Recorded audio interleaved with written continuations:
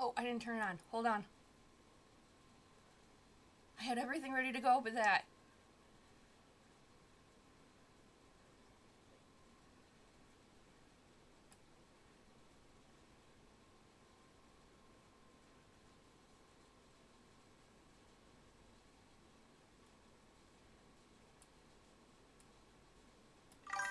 There we go.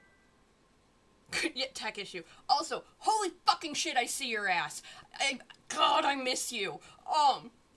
The way my heart stopped because I haven't been called pup in years. Damn, I miss your ass. Um, um, I hope you're doing well. Um, okay, so this one is a little different for the compliment stream because we're in Discord today. Um, I miss you so fucking much. Holy shit. The way my little heart just skipped a beat that I was like, oh my fucking god! Oh my god, so excited to see you. So, um, this is, since you've never been in here, and we're also doing it different this month, I will explain. Once a month, at the beginning of the month, firstly also, I have a pride thing set up for my VTuber for this month. I didn't stream last year, so I'm in June, so I didn't get to use it, but we're using it this year. So once a month, at the beginning of every month, I post art shares on Blue Sky, and I let people give me one piece of art, and then on live stream on the first Monday of every month, I compliment the shit out of their art. So they are my compliment live stream once a month. I do it every month, so we are in June for time for me to hype up all your guys' art. So that's what this stream is me hyping up your art and telling you everything you're doing right and how great you're doing. This month is weird because we are doing it split into 2 days. I normally only do it on the first Monday of every month, but we recently found out I'm asthmatic, and the asthma makes it suck to talk for too long. And the last few months, I've been getting hit with like 50 plus entries, and talking for 2.5 hours straight trashes my voice and my lungs.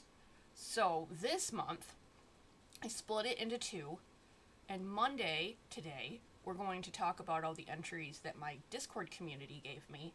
And then tomorrow, I will be back again at the same time to talk about everything that people gave me on Blue Sky. So that's how it works now. Monday is the Discord community, and Tuesday will be Blue Sky. And Tuesday, I will also talk about all of the entries for the monthly palette challenge that I post. Hey, welcome! Yeah. But I normally stream every Monday and Tuesday around 7 p.m. Eastern time, because I know you aren't in my time zone.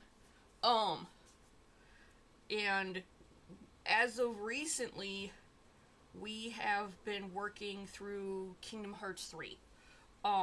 Since today I don't have too many entries to talk about, because again, it's for my Discord community, and my Discord community, yeah, you're in the past, I know, you're in the past, I'm in the future.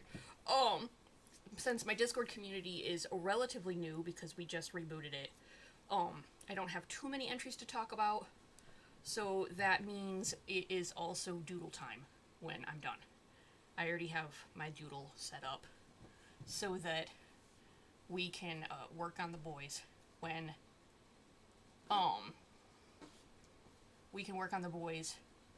I'm done talking. And for the people who have not been to my compliment streams before, we zoom in, just so you know.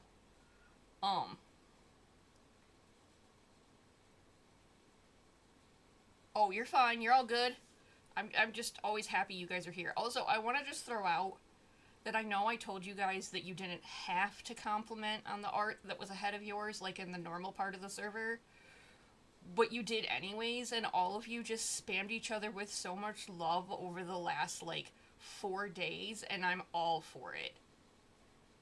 Um, I was so excited to see you guys just spam each other with so much love.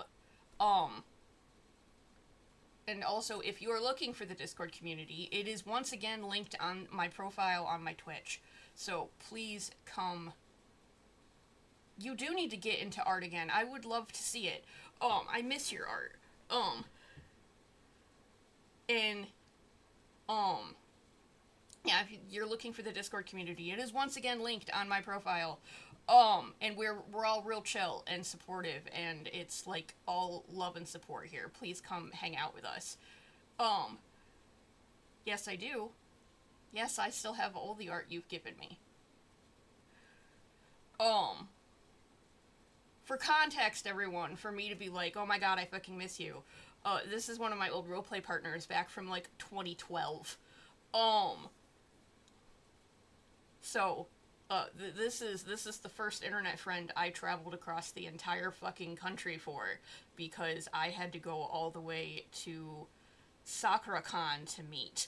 Um, I went all the way to the other side of the country, and to meet my buddy, because I absolutely needed to, and um, I miss your face too.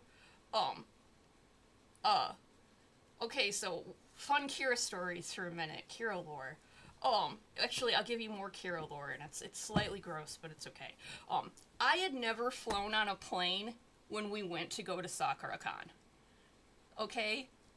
I had never been on a plane. Also, mind you, I was like entirely. Oh, yeah, when Skype was a thing. Holy shit. But, um, I was also almost entirely unmedicated at the time. So, like, that means my anxiety was, like, through the frigging roof. And I'd never been on a plane before. I was terrified. I made the terrible decision to sit by the window in an itty bitty puddle jumper, one of those tiny little planes that goes just from like one side of the state to the other. And I absolutely had a terrible time, panicked, overheated. I have terrible motion sickness. I absolutely threw up. It did not go well. I had to like do the entire trip all the way over to Washington. Absolutely fucking gross. I felt terrible because when we got to the big plane, um, the guy that had to sit down next to me was in a business suit, and I was like, dude, I feel so bad.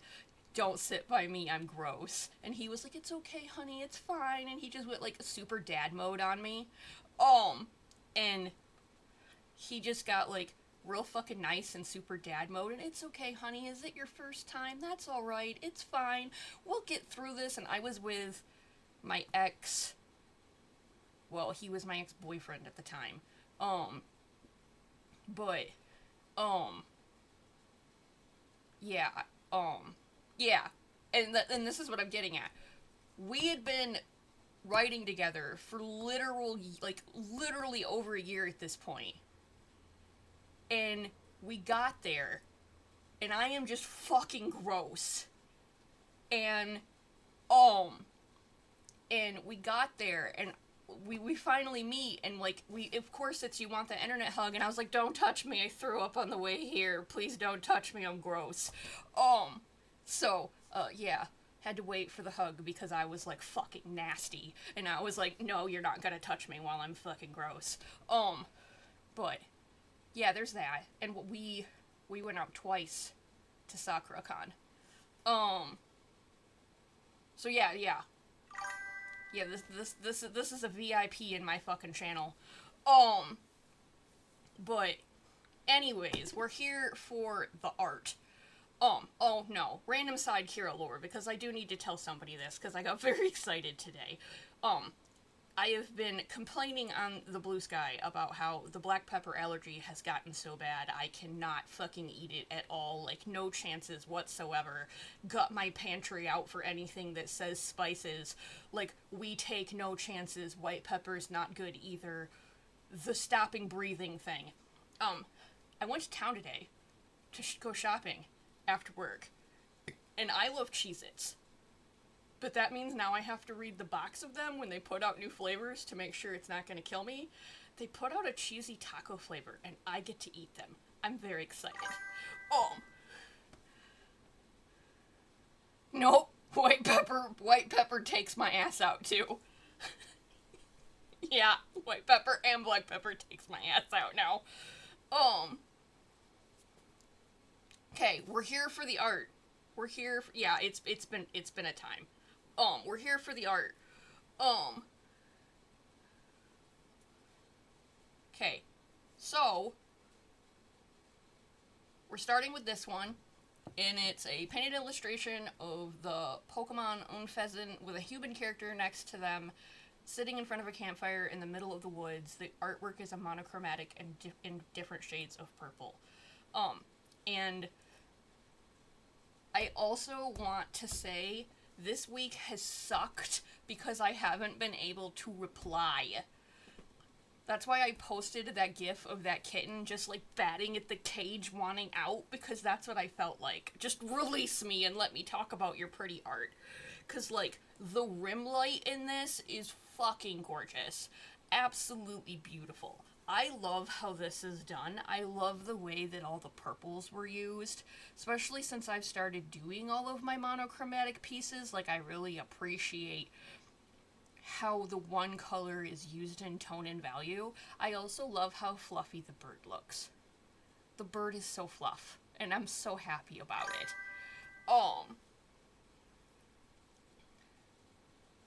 And I love how I almost feel like that's not completely white, and it's a slightly, like, barely purple white. Oh yeah, and I love the brushes. She always uses such fun brushes. I also love how the background was done so minimally in detail, but it doesn't need it. Right? Like, doesn't it? It looks very magical. It also looks very, like, quiet and soft, and, like, I can, like, hear how the fire would crackle, and, like, I love that the textured brush was used for the fire, and the way it just kind of, like, goes up the picture. It's very pretty. It's very, very pretty. Yeah, I just really like this one. Oh, you're next. You posted second, you're next. This is, Artemis's witch daughter, Melissa. This is my OC Melissa. Has a big witch hat that's black and has a yellow ribbon on it. The tassel on it is shaped like a little hand. Her shirt and leggings are black, and her shirt's sleeves, along with her skirt and boots, are yellow. And she has a little, Google says it's purple, bow. Artemis is colorblind. That's why that was written like that. It's fine. It's all good here. We are supportive and we love. Her hair and eyes are green, and her irises are little four-pointed stars. Her eyes even sparkle with stars. Under her eyes are 3 pink markings. She is in a pose that focuses the flow of her magic in one hand from the other. Her magic's color is pink, and it is illuminating her. Using her high magic focus is also making her revealed eye glow, while the other eye is obstructed by her hat. I'm also not gonna lie to you guys, I have been purposely not blowing up your pictures this week because it was making it very hard for me to not want to tell you how great they were.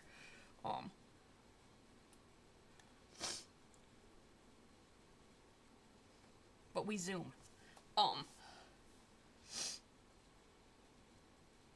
Oh, I see the four-pointed star. Um, I always love your posing and your characters. Like, they always have so much energy to them. Um,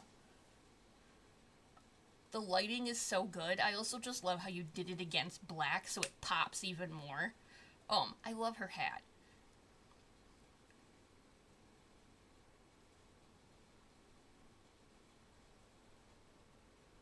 I also like how you did the magic.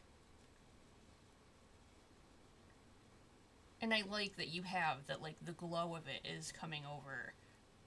That's also a really good hand. Those are actually both very good hands. Um,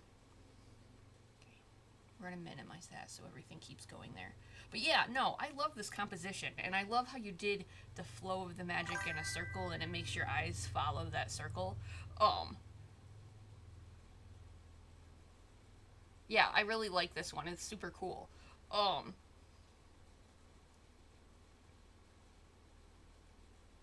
well, and that's the thing too. I'm also loving about our little Discord server is that everybody's art style is so uniquely different, but it's all theirs. Um, it's kind of like I said yesterday in the thing. It's the concept of like being provided the same tools, but given and given the same problem, like the palette challenge, but you guys come up with different answers, but they're all correct. They're just different because they're yours. Um, See, this is what I mean. You guys just started spamming the shit out of each other with love. Oh, okay, this character. Okay, we're to. Hey, welcome, welcome. How are you? Um,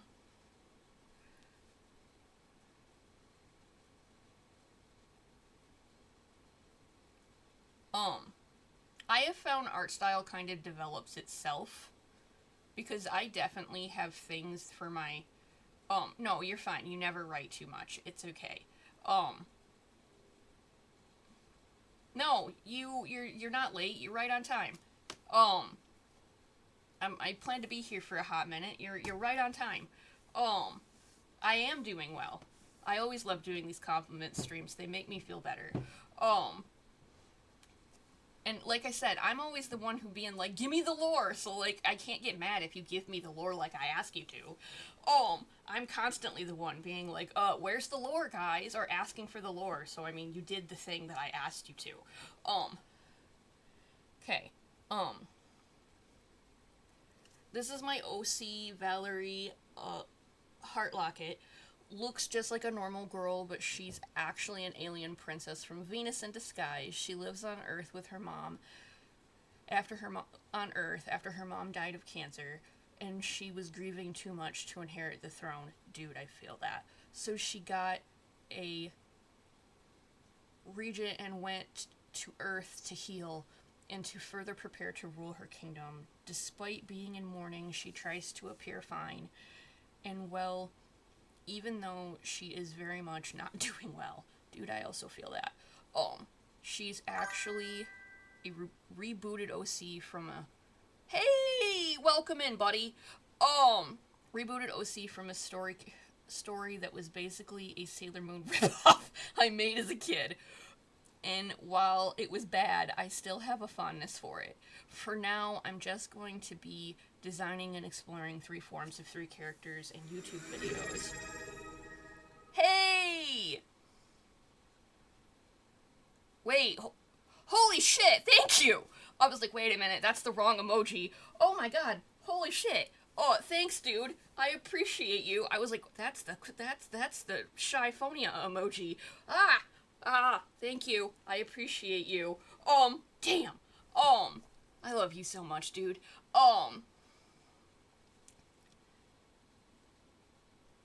Say, exploring three forms of three characters in a YouTube video, though I may pick it up as a story in a future.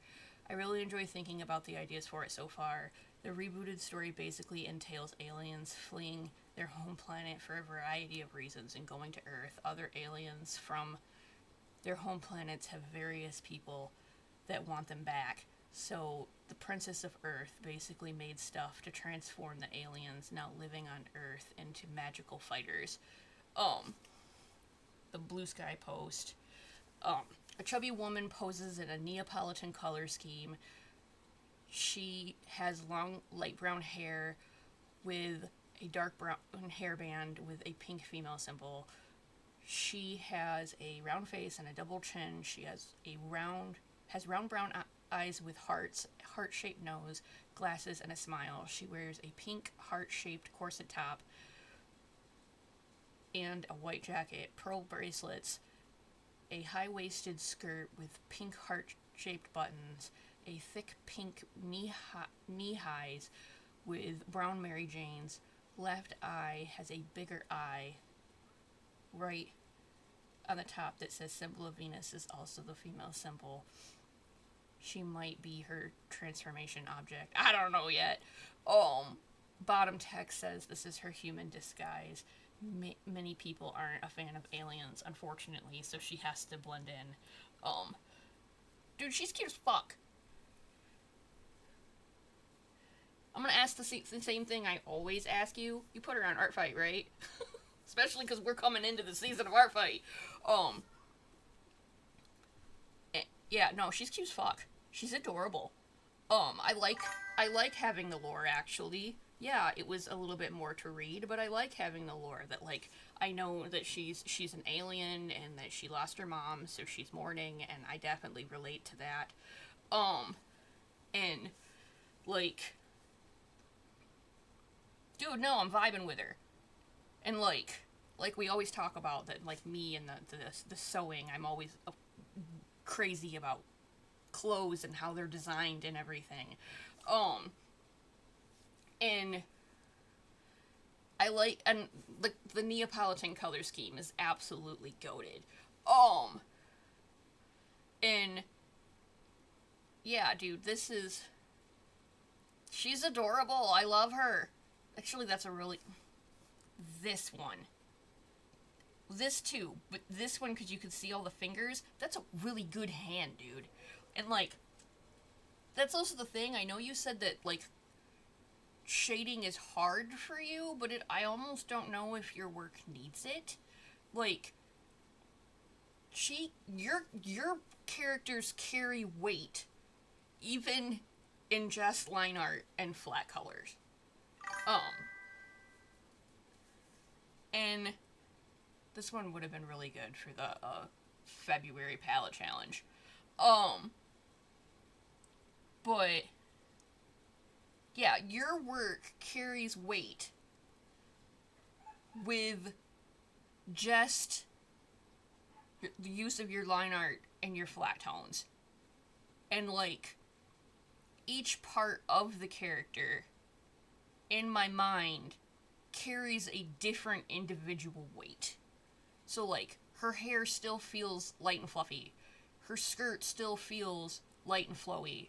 Her body does feel like she's carrying more physical gravity. No, this is friggin' great, dude. This is absolutely lovely, and also, don't apologize for the lore. I'm the one that asked for it. And this is what I mean, you guys. See this? This was me all week. This little gif was me all week. Let me out! Let me talk! Okay, we are to Jasmine. Lazy Afternoon featuring my character Carrot Cruncher, a bunny man who really loves carrots and wants nothing more in his life than to eat carrots every second of his day and take afternoon naps. Dude, let me relate to just, like, eating good food and laying around doing nothing. And a painting of a male warrior of light from Final Fantasy XIV named Carrot Cruncher resting on a grassy field on a pink and white picnic blanket. Carrot rests his head on his hands while laying on his back. Around him are his carrot plushes, two smaller ones on the left, and one with a smile and one with a tired face, and one larger one to the right with an aggravated face. Carrot is wearing the green robe from the game with a dark brown black leather. Okay, cool. See, you're always giving me your Final Fantasy work, and like, I already know FF. Hey, you made it! You made it!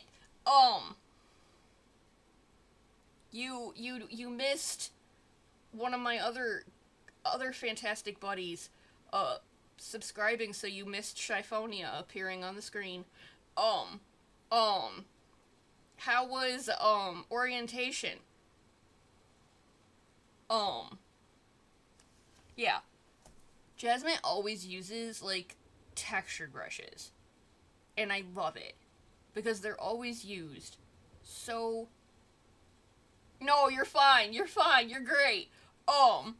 No, Expression Bean is my other one of my other RP buddies. And he's always looking for what I've changed changed the emojis to. Um, um, and no, you're great. I love you.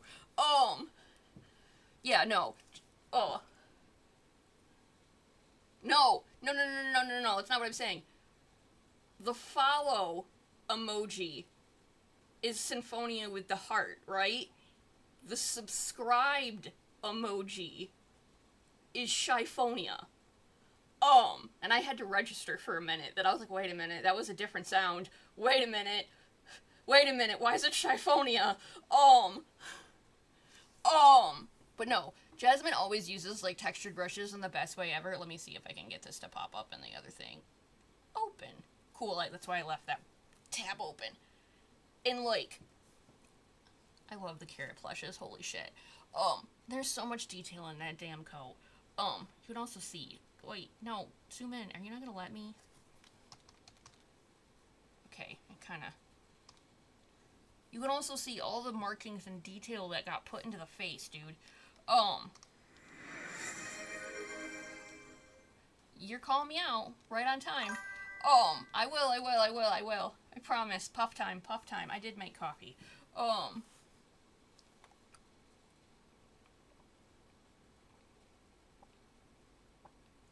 hold on. Let me set up a little bit more, bestie, because I changed my VTuber.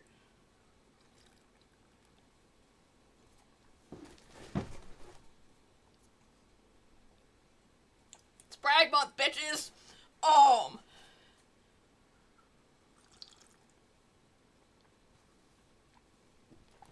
And if you can see the whole thing, it does the Pride Month demon thing all the way down the shirt, but in rainbow.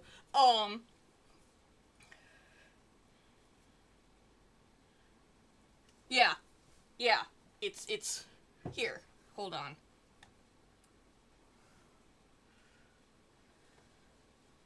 I'll show you what you can't see because I have a bunch of stuff in front of it. This is what you can't see because I have a bunch of stuff in front of it.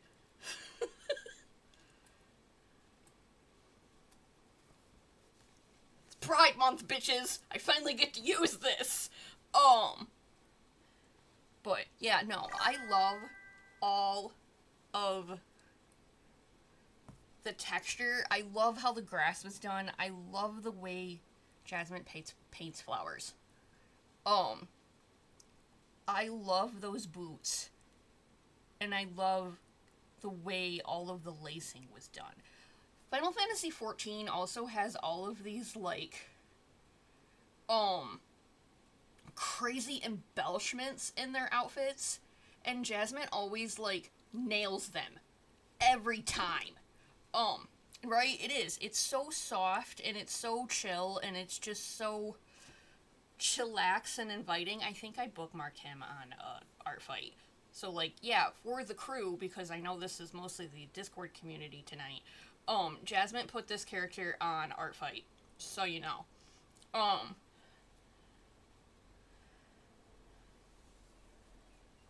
See, I haven't got into 14 yet. I mean, I could. I do stream. I have been more, like, doing stream story games. I did buy 16 so that I can stream it, but it'll be a blind stream because I never played it.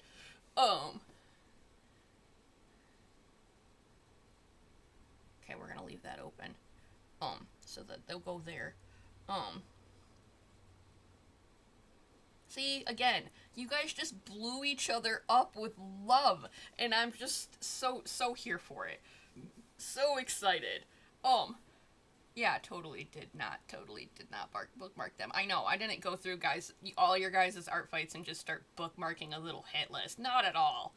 Okay. Hey, it's your turn. Okay. See? You didn't write that much, Mew. I got 2 paragraphs this time, and that's okay. I asked for the lore. Okay. Lifeblood of the Empire, featuring my 3 Voltron Legendary Defensor, Glara OCs, oh, I am not gonna say their names right. Plyrad? Officer Plyrad, Office Commander.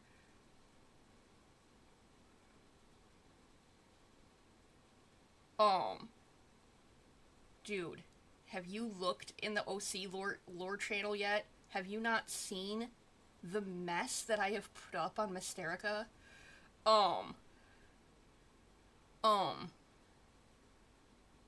This was for a free zine hosted by, I also am not going to be able to say their name. You can find it here.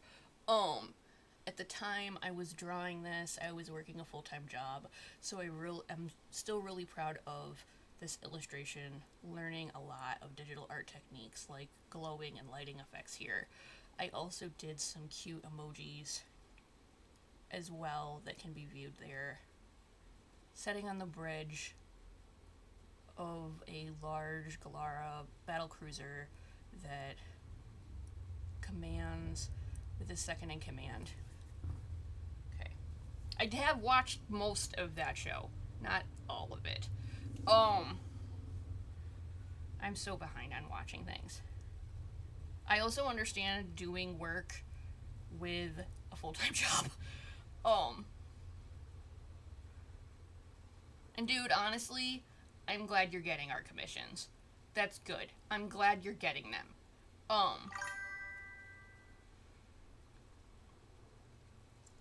You biased for purple? Never. No, purple is a great color. No, and I really do like the colors in this. And like, I love how you lit right there. This part of the ceiling, I love how you lit it. It's also a very cohesive group shot. And like, backgrounds are hard, dude. And you slammed this one. It's very detailed. I like how you did it. I like how you drew the stairs. Purple, the color I can't see, but this, yes. Dude, I wish you could see purple. I wish I could, like, press a magic button and you could see purple. And, like, you did so good, too, with the foreground, midground, background. And, like, the way, hold on, I need to go out. The way you drew them leads like a leading line to go through all 3 of them. And I love how you did that. That I don't know if you meant to draw them in a loop, but you drew them in a visual loop. That, like, you start, you go up, and you come back.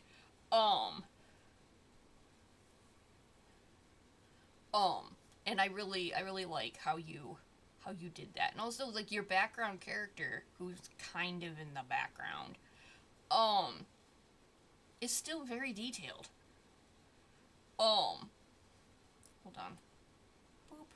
Yeah, it's still very detailed. Like, you put a shit ton of detail, even in a character that's so small, and I really love your line work. Your line work is so clean.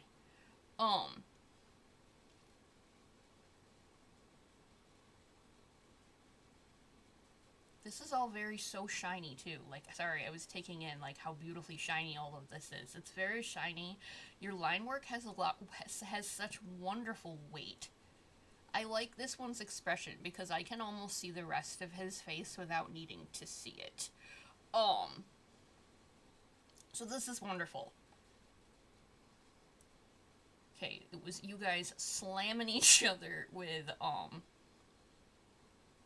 compliments again. Alright. God, I wanted to talk about this one a lot. I'm so glad you guys slammed the shit out of this with emojis, because I had shit to say. I want to present to you my comfy art of my OCs. And Leaf and Silvano having a warm moment in a garden. A queer platonic couple dressed in formal attire is standing in a garden at night, embracing each other, eyes closed, content. The blue elf and Leaf, with crystal horns and freckles and dark blue and purple hair, is wearing a blue satin dress with chiffon upper layer. Oh, you're talking to my seamstress now. Golden embroidery on night sky constellations. Her right prosthetic hand looks like a night sky and has a pink indicator near their shoulders. Rests on her partner's shoulder. Her forehead rests on his. Her right hand is not visible to the viewer as it rests under Silvano's cape. The green elf, Silvano, has a long, wavy orange hair, long ears, and tusks, is wearing satin dress shirt with brown vest on top and dark pants. On his shoulders rests a long brown cape. His left hand holds Anne Leaf's in the back, while right hand holds the hem of his cape and wraps it around her shoulders. Also, side note, they're both on Artfight. I looked. And I bookmarked them. This is fucking gorgeous, dude. Hold on, let me do the thing. Boop. Yeah, this is fucking immaculate. First off, we already know I'm weak for the orange-blue, combination. I don't have any affinity to that at all. No, none. Not at all.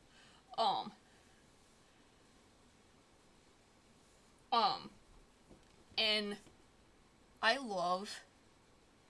just love your art style, like, damn. I also don't have an affinity to crystal horns. No, never. I'm digging the crystal horns. I love all of the, like, sparkly freckles. You also don't see characters with tusks very often, so I'm digging that. That's fantastic. And, like, okay, I have a million things to say about how fucking awesome they look, but at the same time, can we also just, like, take a minute to talk about the fucking background? Like, we gotta give props to the background too, guys. Like, the background itself is just immaculate, and it's so pretty. It makes everything just blend so well, and it's so cohesive and just good.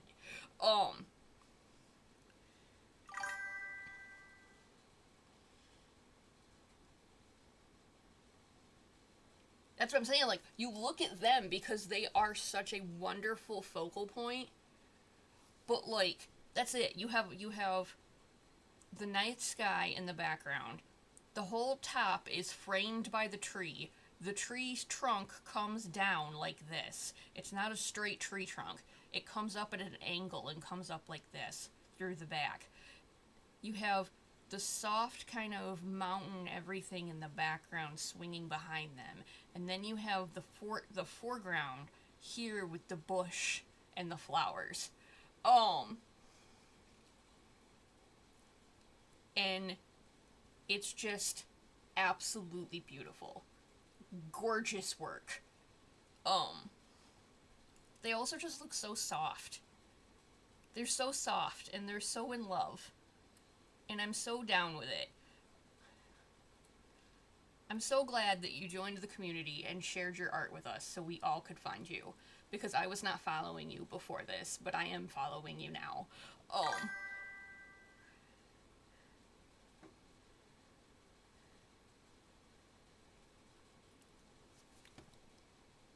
Josh! I'm so glad you gave me this. I got so excited. So this is Jenny Jolt in goth attire. One, as a goth, I approve. Two, Jenny is my favorite of all your characters. I don't know why she scratches my brain the way she does, but I just adore her. So anytime you draw art of Jenny, I'm like, yes, it's the girl! So I'm automatically biased. Like, don't get me wrong, I love all your characters. But Jenny, though. And, like, you picked, like, my favorite shade of blue. And I'm in my brain right now, being like, you know, I don't have my hair long, so I can't do a style like that. But I could dye my hair similarly, and it would be fucking badass. But, like, I love the blues you used and how you did them. I love that the top lip and the bottom lip are two different colors. Her face is super well drawn. She's always pretty. She's always gorgeous. You and guitars, my guy. You draw instruments fucking beautiful. This is awesome. I love it. I'm also just here digging the boots because, like, yes. Yes, they're beautiful. I owned boots similar to those in my life. See, but I also love that, like I said, you and instruments. And I know you're a musician too, so, like, I get why all the details are there. Like, there's even the paint on her fingernails. But, like, the straps are there, and, like, everything is there. All the details are there. My brain loves details, so when they're there, I'm very happy. Oh, yeah, and that's the thing. Like, the whole thing is drawn really well. I love that Jenny is not a typical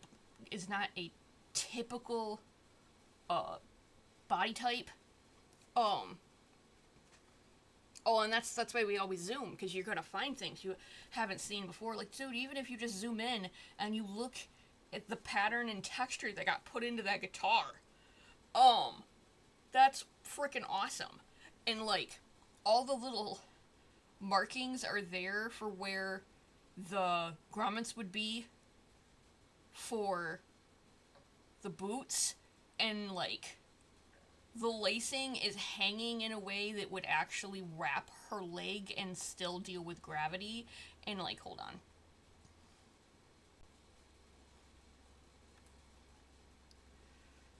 And that's... Come on, do what I tell you.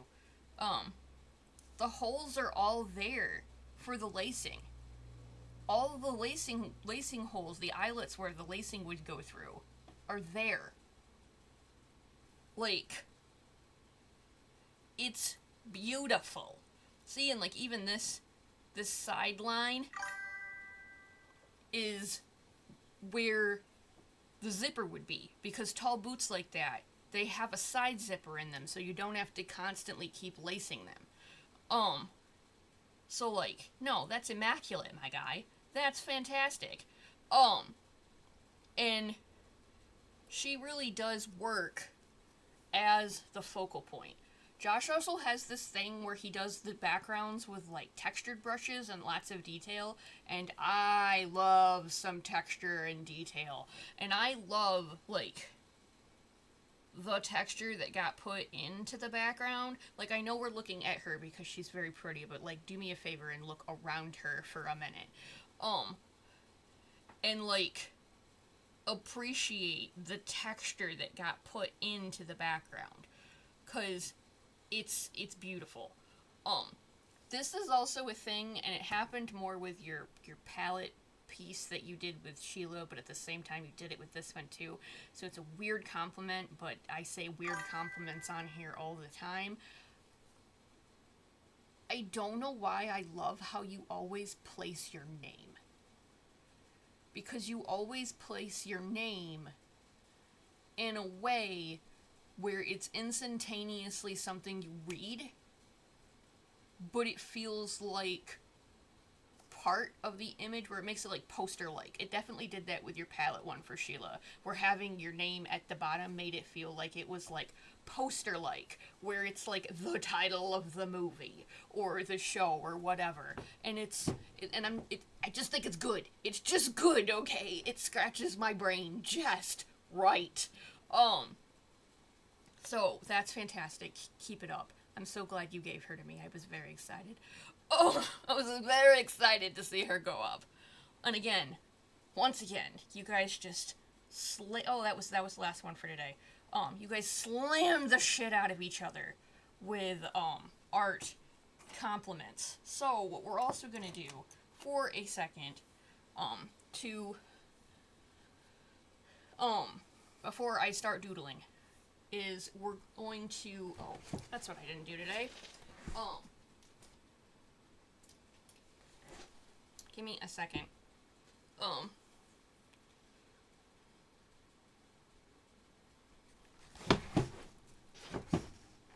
Okay, that should be better. Okay, that should be better. I started wearing headphones for my KH stream so it wouldn't make things like double or echo. So I'm hoping that me remembering to put them on fucking helped. But what we're also going to do today for a minute. You canceled the vending machine. But, well, you're back in time enough for, doodling, because we're about to doodle. But the other thing is, for people joining in who are seeing the Discord stream, that this is what my lovely community gave me this month. You guys gave me fantastic work. I will put the VOD in this channel, tomorrow morning. But, for people who... Oh, I have people. Who's here? Oh, fantastic. For people who are just joining the Discord, we have our welcome center. You should see this first. And then we have all this. We have our city square, and we have this place to talk about games and such. We have gaming. We have talking channels and other things. We have an art festival. We have a place for cosplay. I've posted mine. I started to anyways. And we have our finished gallery, our doodles, our work in progress, a place for your shop and commission stuff, and a place to ask for help. We also then have it divided for our musicians, our writers. Also, because I stuck this in here and I don't know if any of you have actually seen that it's there. What is she doing? Oh, there, it's working again. Sometimes my VTuber just does whatever it wants. And now, because I don't know if you guys realized it was there, because we have finished pieces, quick blurbs, so like short things, work in progress, asking for help. We have a roleplay corner, and it's all forum style.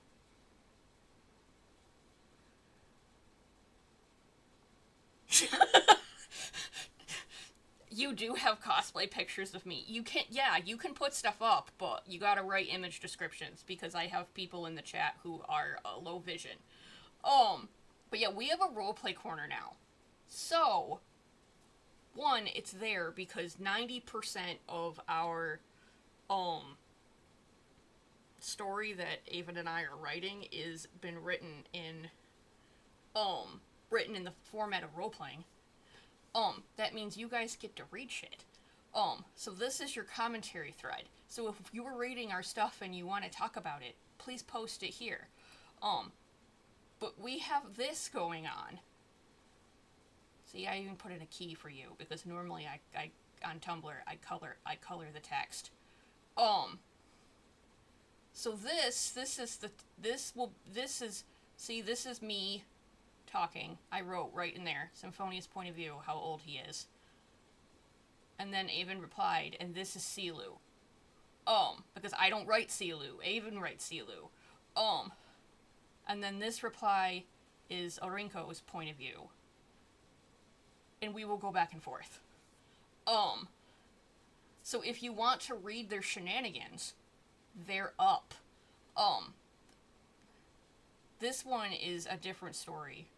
I think I even put pronunciation and translation up there for you. Hey, the Pocket Shark came out, but he is without his cat. Um, and this story has actually been getting written for 2 years, but someone with a new fancy computer just needs to post the next part so that we can keep posting back and forth till we catch up to where we actually are. Um, um, this one is angst, trauma, and pain. Um,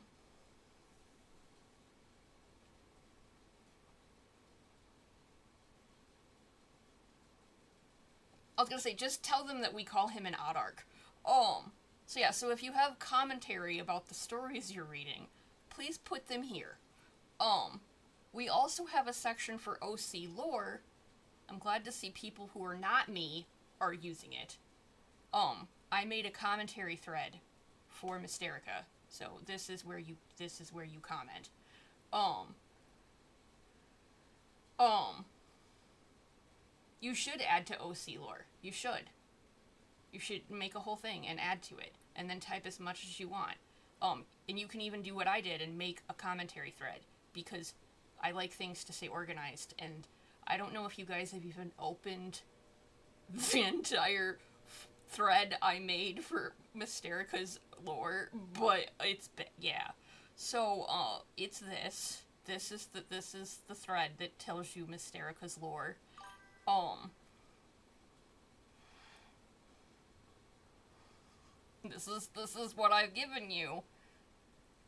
That's why when you said I post a lot, my brain went, "Have you not looked at the lore thread?" Um, it's this. It's this. Um, and I went heavy.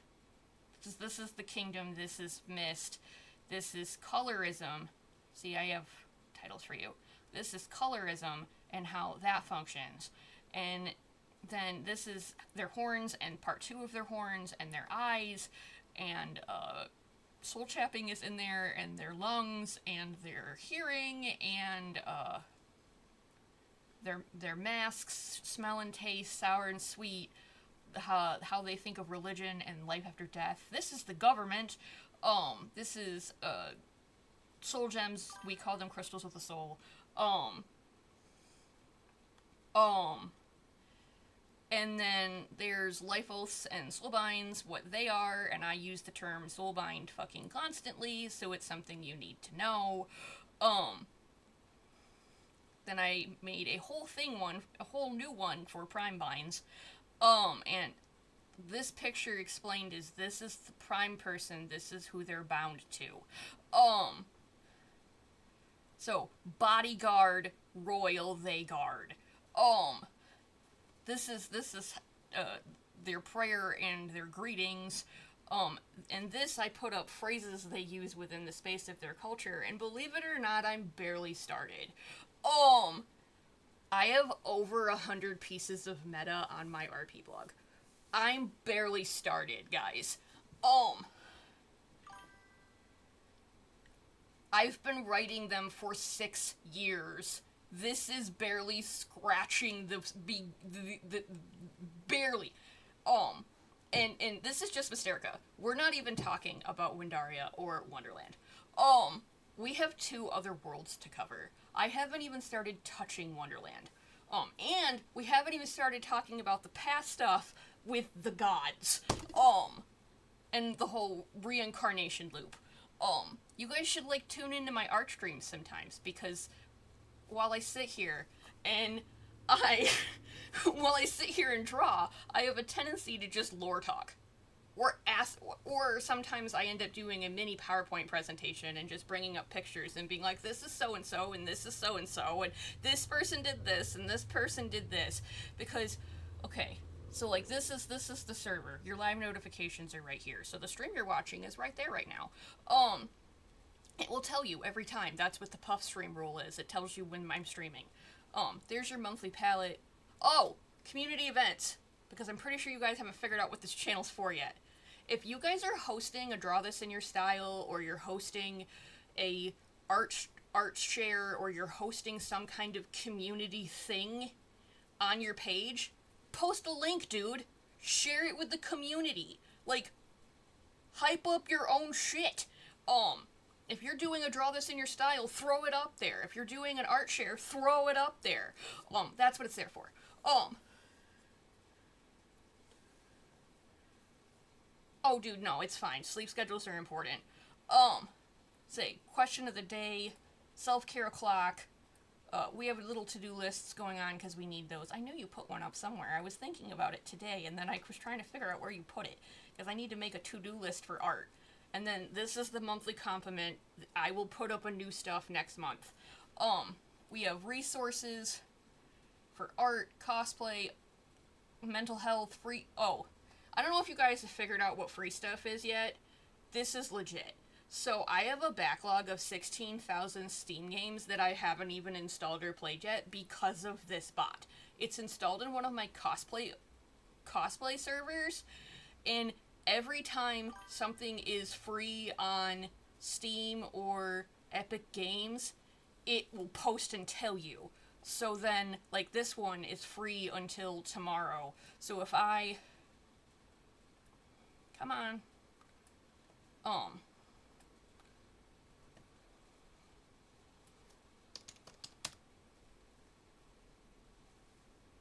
Do what I tell you to, damn it.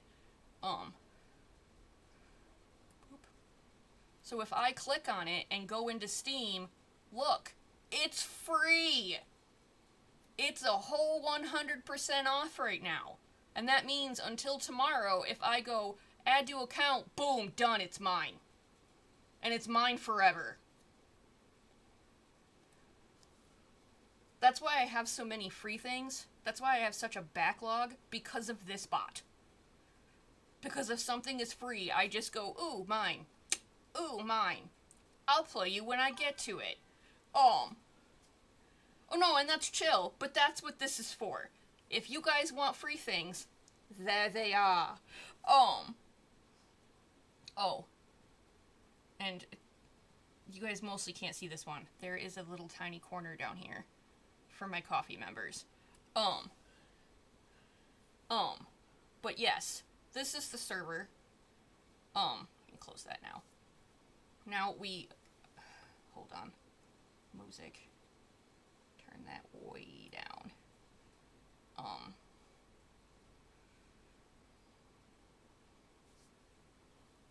I'm gonna turn music on for a second, and I need you guys to tell me if it's too fucking loud. That is not what I clicked on.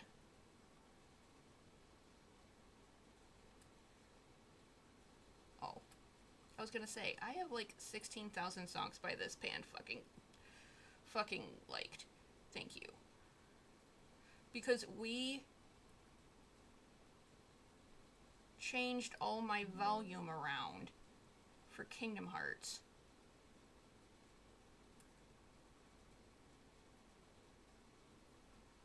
So you should hear something.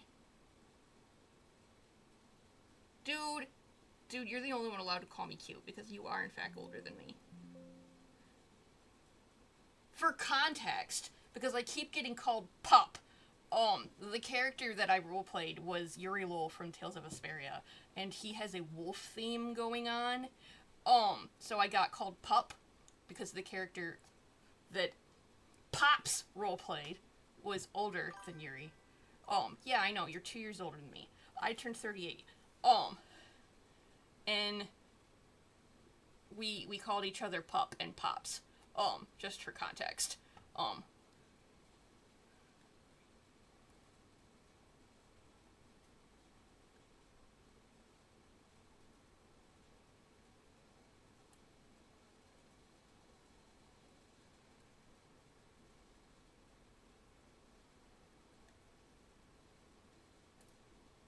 Okay, well...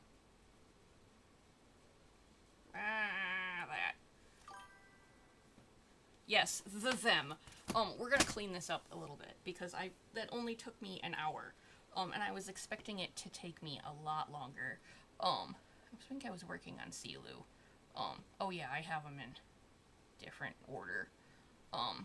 Sometimes I do this, I don't put them in folders, I order them. No, you're fine. Please do, fix fix your sleep schedule. Please do. But we're doing another compliment stream tomorrow, but we're doing it for Blue Sky. I appreciate you coming and hanging out. Yeah, sometimes I do this that I don't, because we're there right now. Sometimes I don't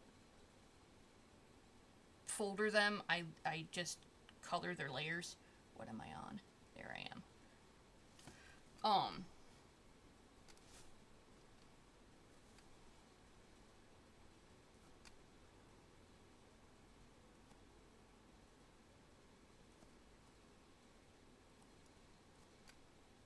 So yeah, so tomorrow we'll stream again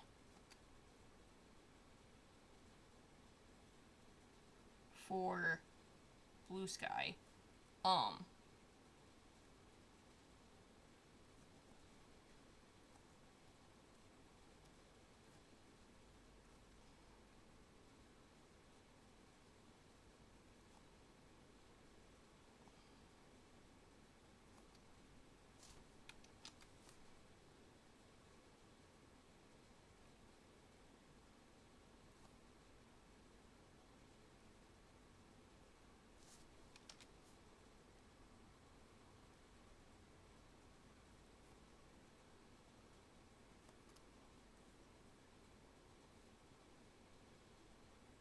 So yeah, and then next week on Monday we'll go back to KH3, which is fine because I have not ran around and level grinded frigging shit.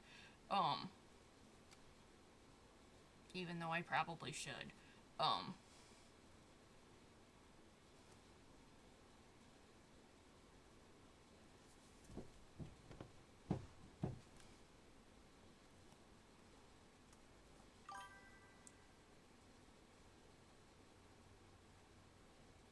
No, you're fine. You're good. I appreciate you. You're very welcome. Where did I put you, sir? Have I started your... No, I have not. So that's fine. Yeah, sometimes I sort them by color instead of,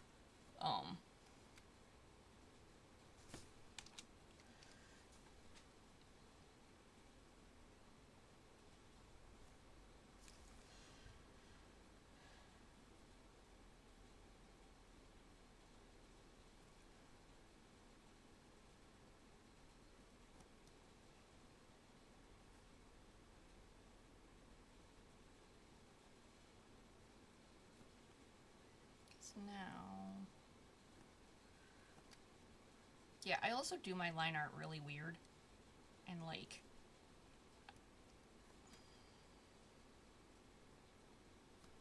I have things very, like, separated, but that's because I color my lines, and it just makes... That's how it works in my brain.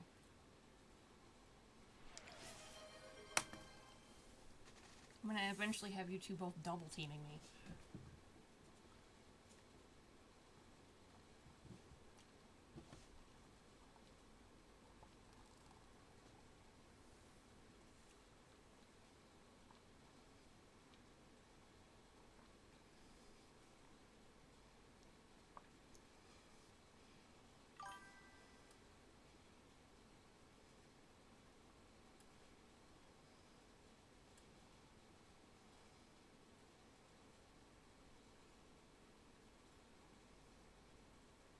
I'll be hydrated. When is your birthday?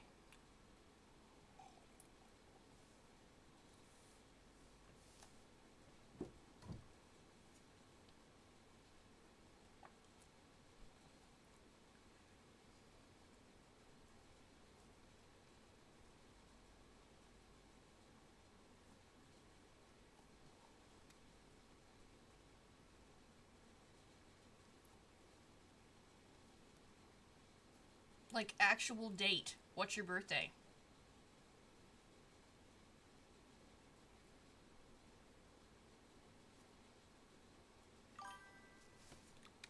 '24th.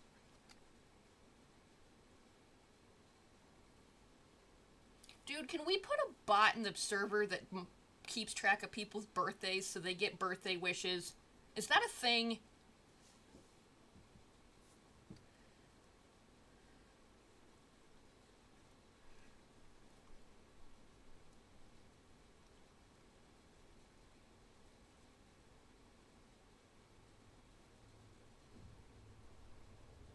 Not that I won't remember, because I will. Birthdays are a thing for me. Um, my papa treated birthdays as sacred, so I'm very birthdays are very important to me. Um,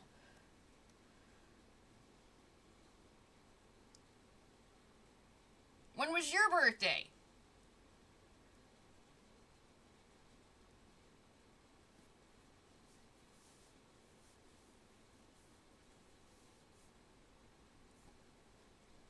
Well, happy late birthday.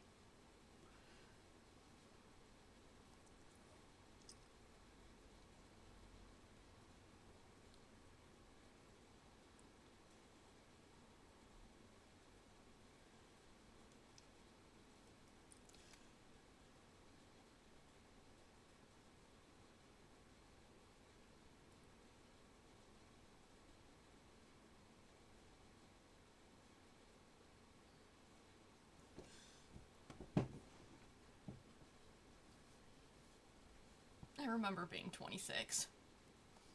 That was a eventful year for me.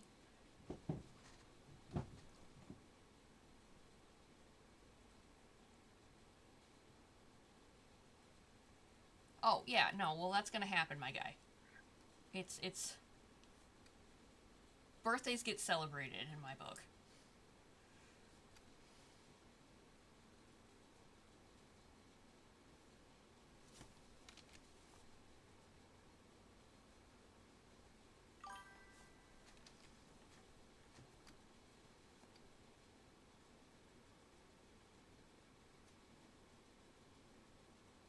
I can't. Sorry. Birthdays are a big deal. That's why I'm like, if we can have a bot for birthdays, then we need to have a bot for birthdays. Bots just are not. I think I could probably figure it out. I figured out some of the bots. I haven't figured out all of them, but the more complicated ones are you. But I set the live stream up by myself. I was pretty proud of that. God, I sound so old.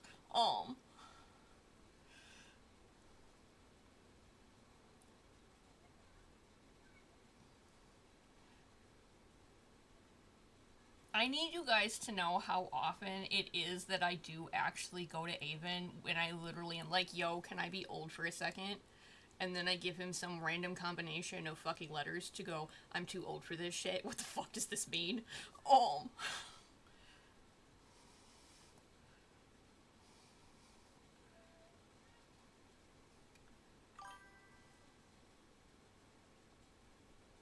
that's the point, dude.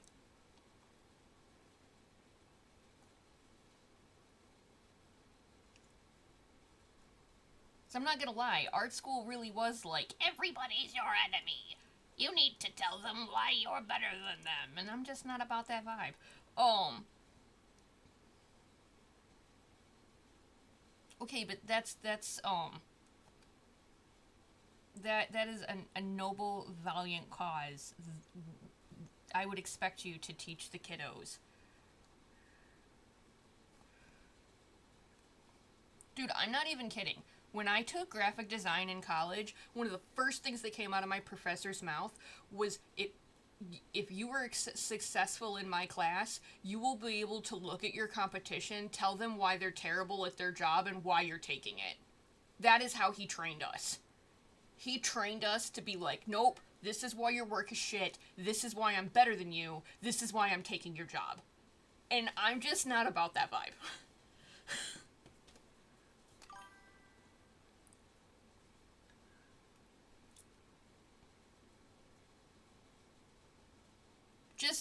just I'm just not for that vibe.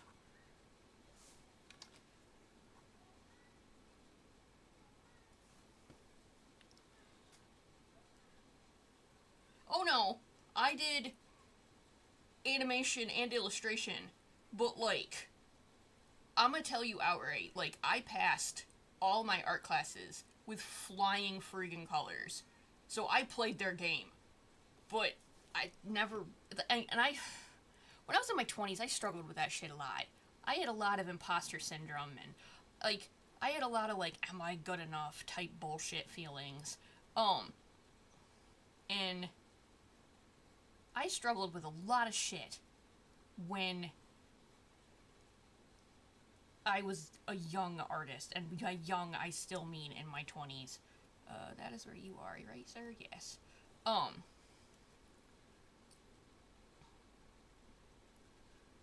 but like, it's just not the life I want. It's not my vibe.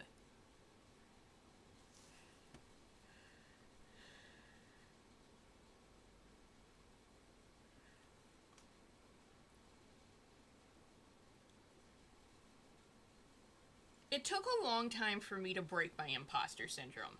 It really did. Uh, I mean, what are you feeling? I haven't seen your art in a hot second. All of my brain is saying is it's cozy. Your art has always felt very cozy to me. Um, I hope we all do art fight this year. And I hope we all just have fun hurling art back and forth at each other. I'm so excited about art fight. I'm so excited about art fight and having a little community too to just like whip art back and forth at each other. Um,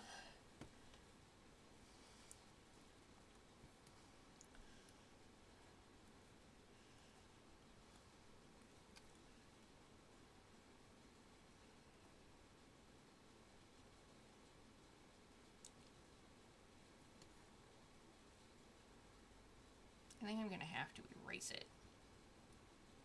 I'm on Silu, right? Yeah, I'm on Silu.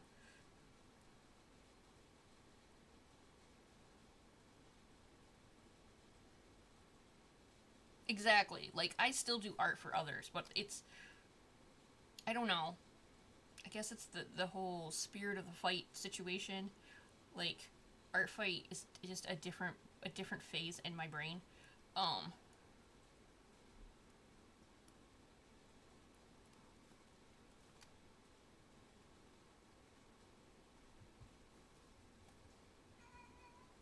I think that covers the blue man. I think I can shut his layers off.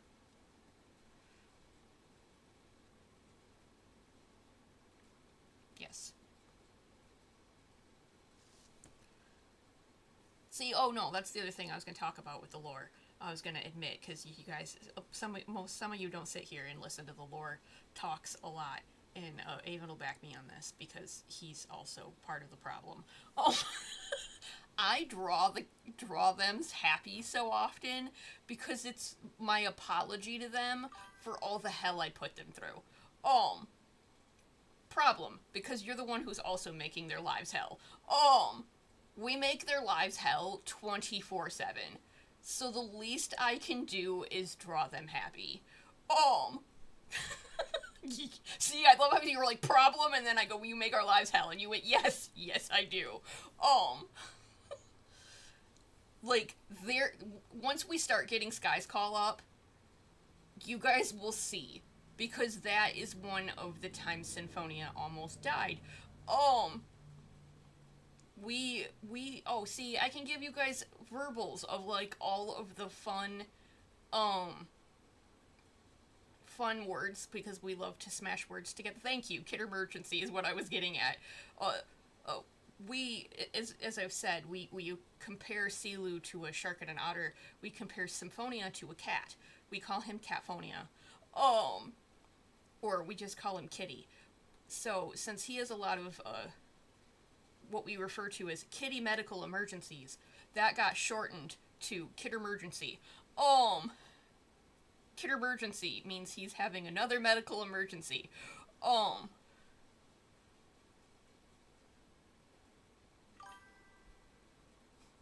yeah, there's lots of Kid Emergencies.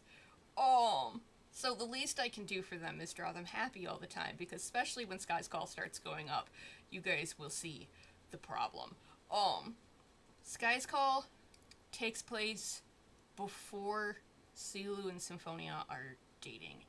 They're still they're friends, but they're kind of like still arguing with each other. Symphonia's situation is very complicated. The man got himself in a very shitty position. Um, in okay, lore time, lore time.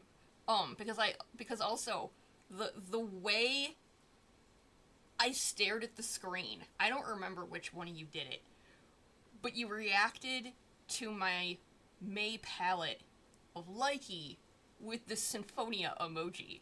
And the way I stared at the screen and was like, oh, they don't know. Because, Likey's tried to kill Symphonia at least 3 times. At least.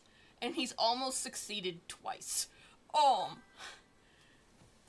Yeah, he's almost succeeded twice. Sky's Call is one of those times. No, you're fine. We're gonna do lore right now. We're gonna talk about lore right now. So, or PowerPoint night.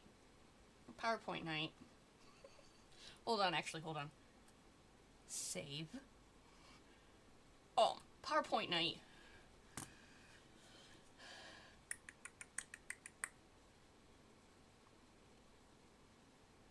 Where are they?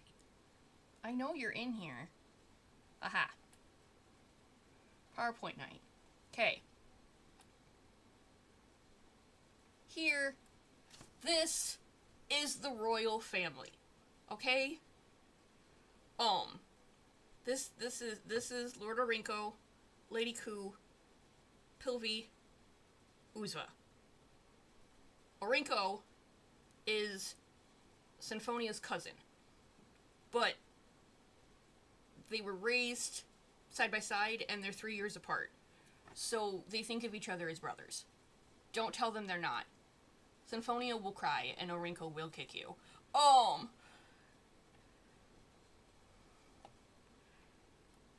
So they're brothers. Now, where are the binds?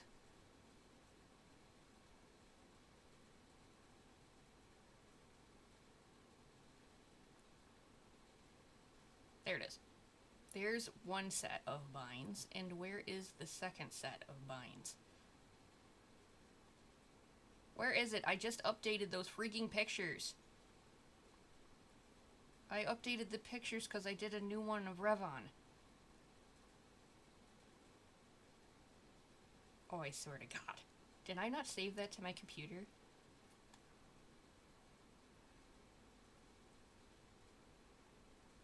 Okay, fine. Where's the old one?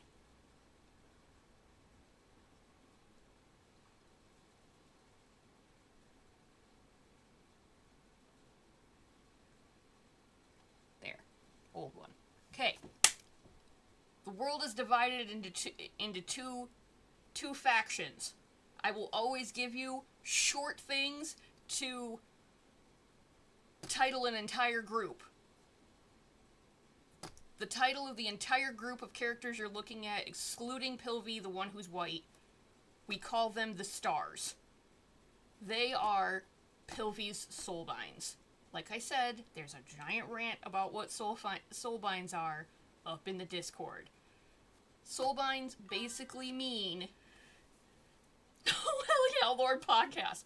Basically, a soulbind is the literal practice of binding one's soul to another person. That's why it's called soulbind. And they do this by mixing their mist. Literally. It creates a gem called a gem of commitment, and all of Pilvi's soulbinds wear them. Theirs are stud earrings in their right ear. So... Can you see it in that one? No, you can't see his ear in that one. Canon that one, though. That earring, right there, that is his gem of commitment to Pilvi. So this is the stars. Revon in the back, green, is his prime because he was the first one who was bound to him. He's considered his prime and his bodyguard. He basically raised that kid.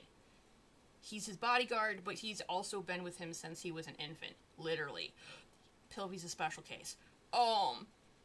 And he basically raised that child. So he thinks of him like his son. The rest of them are his teachers. So, medical and science, language and history, music, art, math, politics, dance. They're his soulbinds. This is Uzva and his soulbinds. Uzva is the older prince. And Sephirin is his prime. So prime, bodyguard, caretaker, etc.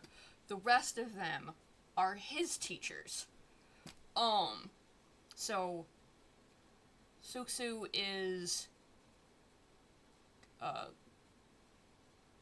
he's medical math, language science,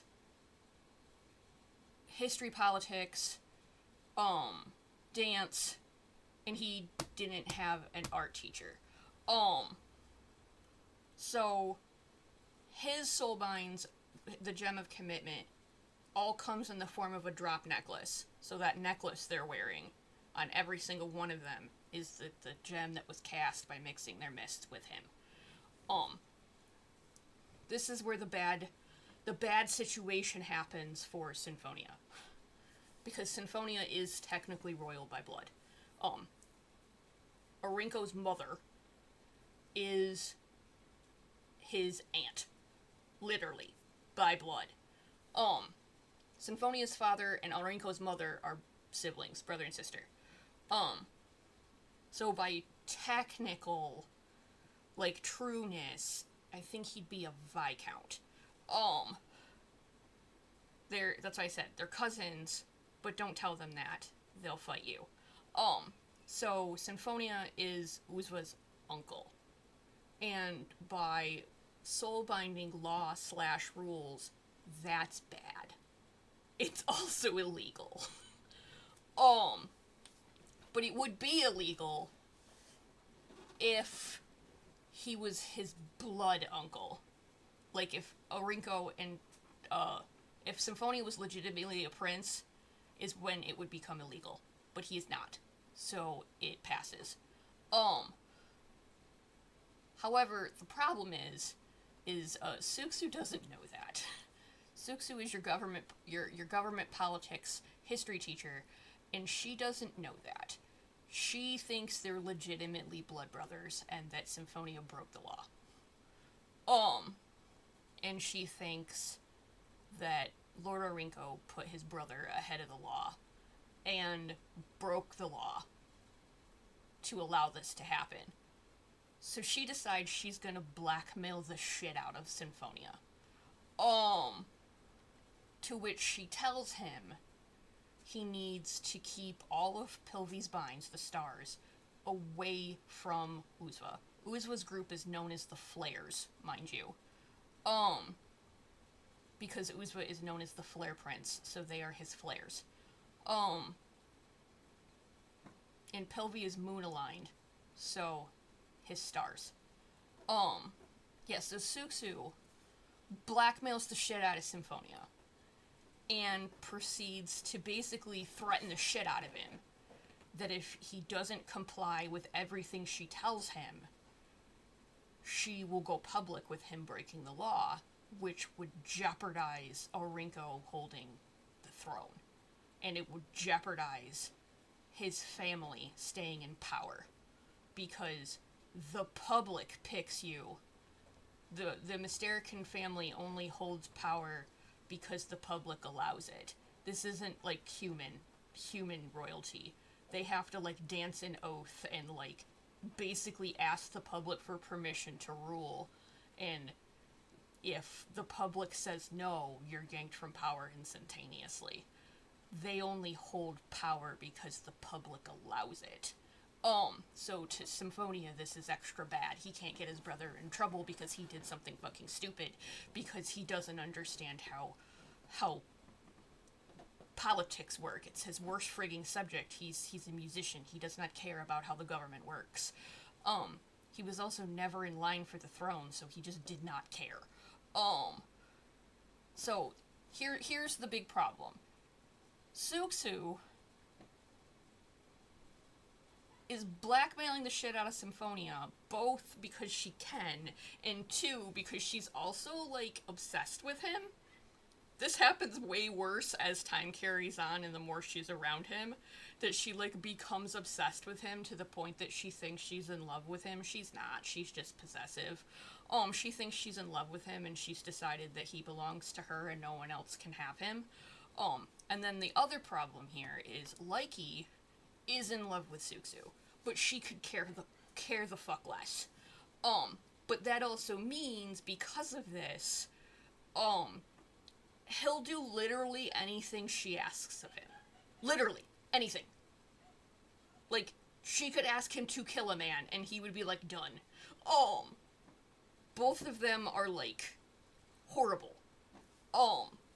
So she blackmails Symphonia, tells him that he has to stay away from Pilvy's Binds, he has to keep Pilvy's Binds away from Uzva, he has to, basically be as nasty as he can to, like, destroy the relationship between the princes, because Pilvy is the prophesized child that will save the entire civilization and inherit the spirit of their god. So he doesn't need help. Uzva needs help. He's your focus.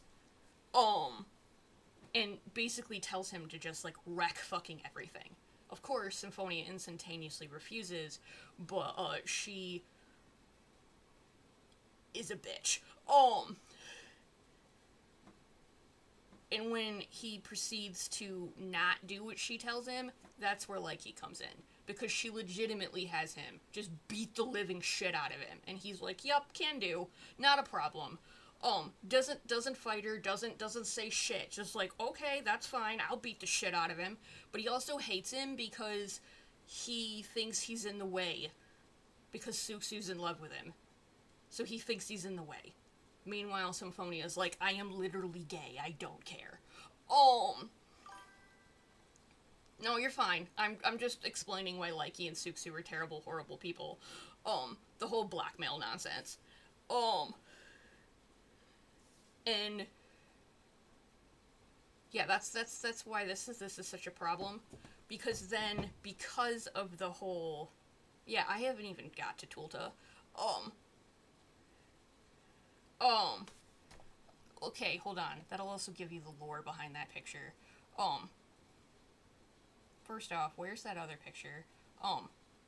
When I say she tells him to, like, beat the shit out of Symphonia, he does. He, like, literally leaves this man broken, and he's broken his ribs, he's busted up his face, he's fucked him up. So here's the other problem with the Likey Symphonia problem, and this is what's gonna tie into Sky's Call, and I'll get to Tulta in a second. Here's the other problem. Everybody who is bound to the prince are technically co-workers. The term we use is co-binds, because they're all soul-bound to the same prince. So they're all co-binds. But that means whoever is the medical teacher, the medical professional of the group, then takes over the medical cases of their co-bind. So, like, Paulo is medical on this team, so that means she oversees everyone. That means if Silu has medical issues, he goes to Paulo. That means if Valo or Kuka or Amonkoito, they have medical issues, they go to Paulo. Likey is the doctor of the group. Likey is medical. He is Symphonia's direct medical professional.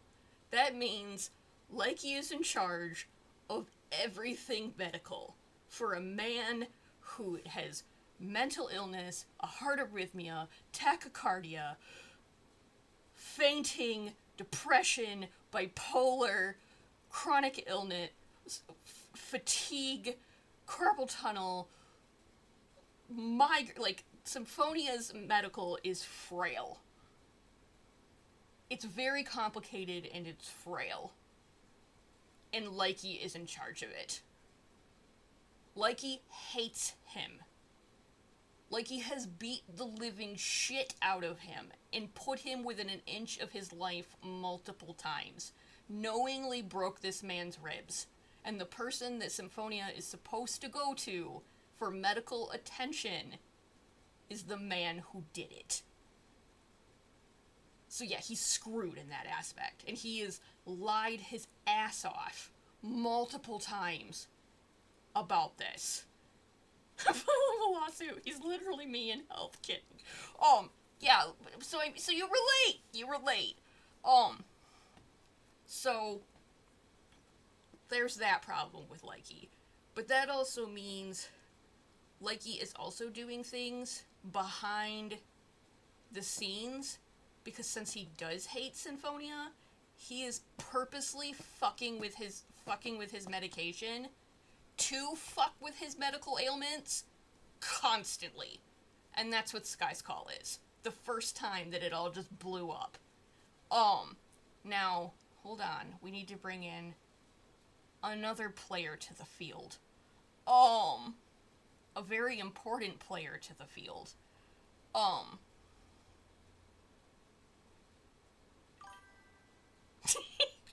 Big Leopard. We refer to Tulta as Big Leopard. This is Tulta. Hold on. I need to give you, like, multiple pictures of Tulta. This is Tulta.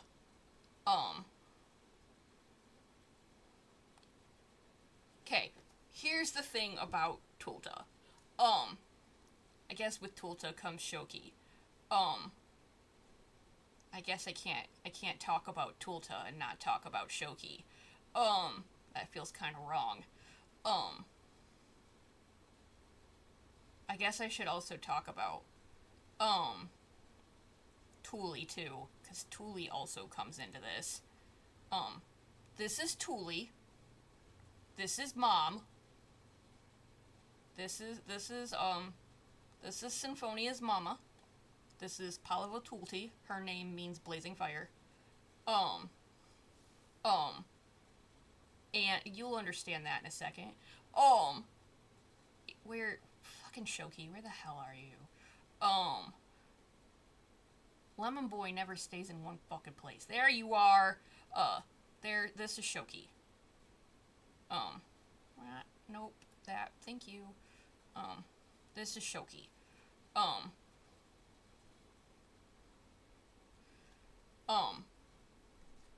Okay, so this is Palava Tulti. Tuli. Her name means blazing fire. We just call her Tuli. We also call her Fire Mom. Because since her name means blazing fire, we call her Fire Mom. And then it's, Citruna Shoki. His name means lemon shock. And that's why we will call him Lemon Dad. And or Tiger Boy. Because his nickname on the battlefield is the Lightning Tiger. So, this is, Symphonia's parents. I'm gonna write it out for a second, so you can, see the words when I say them.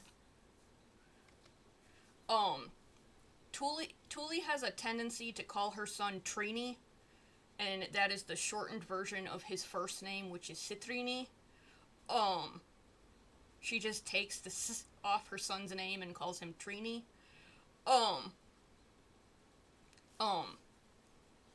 Here, hold on, I'll write their names out so you can see them.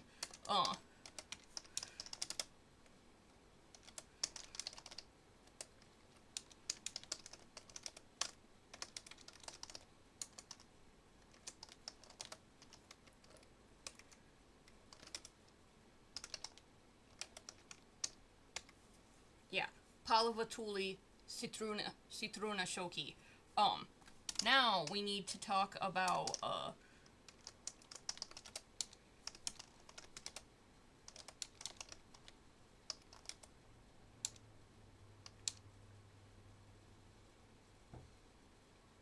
it's because it is that word. It's, Citrini means citrine.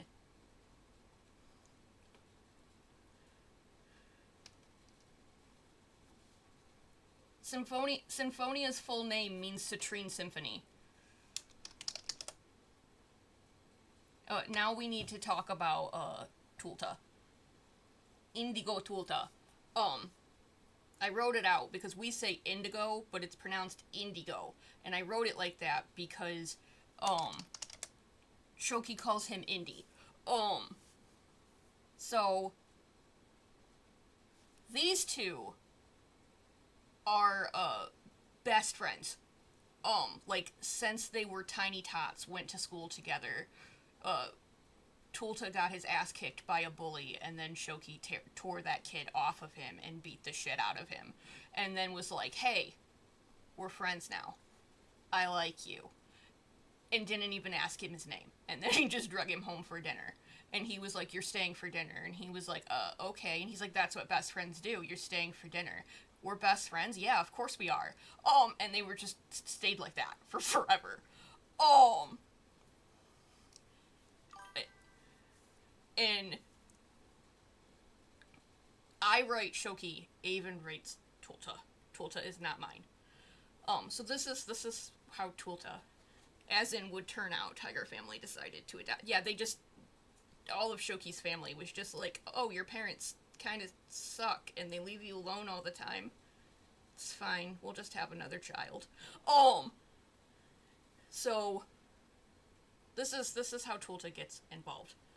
Shoki ran a squadron and was killed in the war in an air raid. He died when Sinfonia was... Oh, yeah.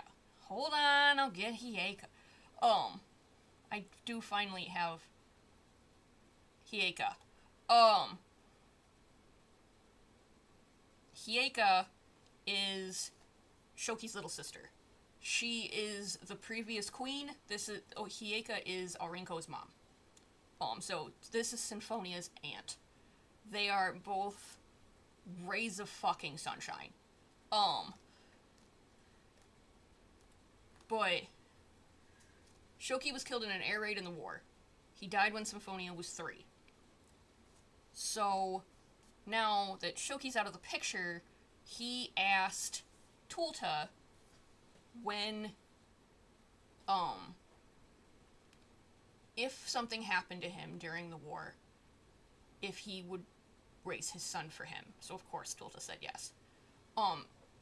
I need you to write the word out because I can't get to, like, the correct letter to write it. So he to Symphonia is Kumiseta. I need you to write that out for me. I can't get to the right A. Thank you. He is Kumiseta. That means Godfather. Yeah. So this is Sinfonia's godfather. So when Shoki passed away, faded out literally. That's fun, random inserted lore. When Mystericans die, they don't leave a corpse. Their whole body disperses into mist, and it fades out, and goes back to the heavens from whence they came. And there is a Mysterican saying within the space of their religion that says, "From the skies we are born, to the skies we return." That's why that thread is called Sky's Call. But random side note for the lore.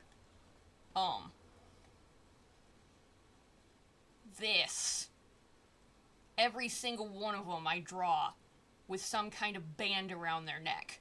It's called their colors of the soul, or their Sealud Varit.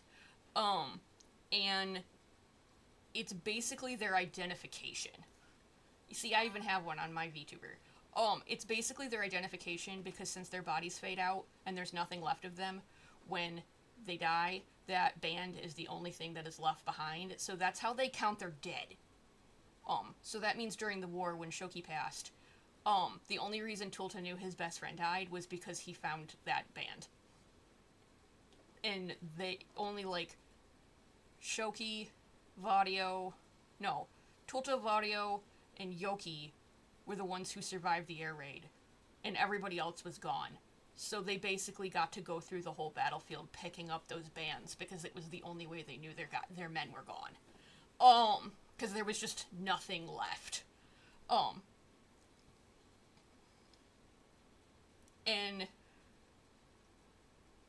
But yes, this is Symphonia's godfather. Tulta comes into play, and one, for that reason, in Disguise Call, but also comes into play big time into the entire blackmailing Likey being his doctor type situation, because Tulta is a combat medic. Yeah, so he's not just a doctor, he's a combat medic.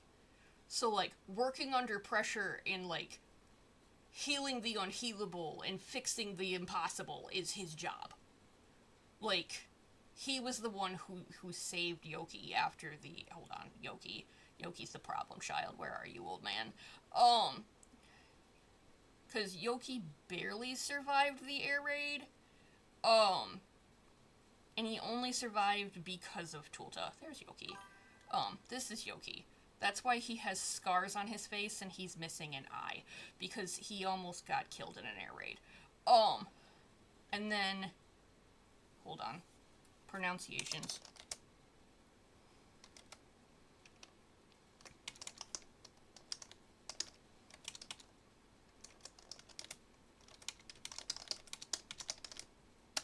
His name is Mutkainen Yoki.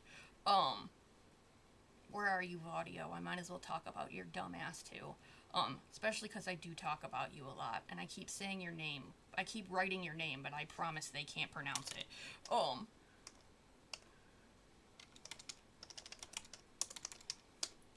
Because it's weird. If I can type,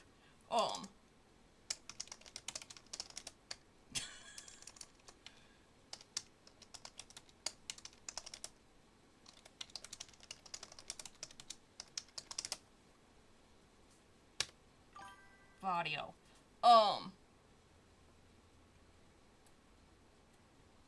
Vadio. Vadio is also important too because he comes in Disguise Call too. Vadio. His name is Kunvalen Vadio. It means Moonlight Shadow. And Vadio is also a combat medic. He works under Tulta. And Tulta is his commanding officer.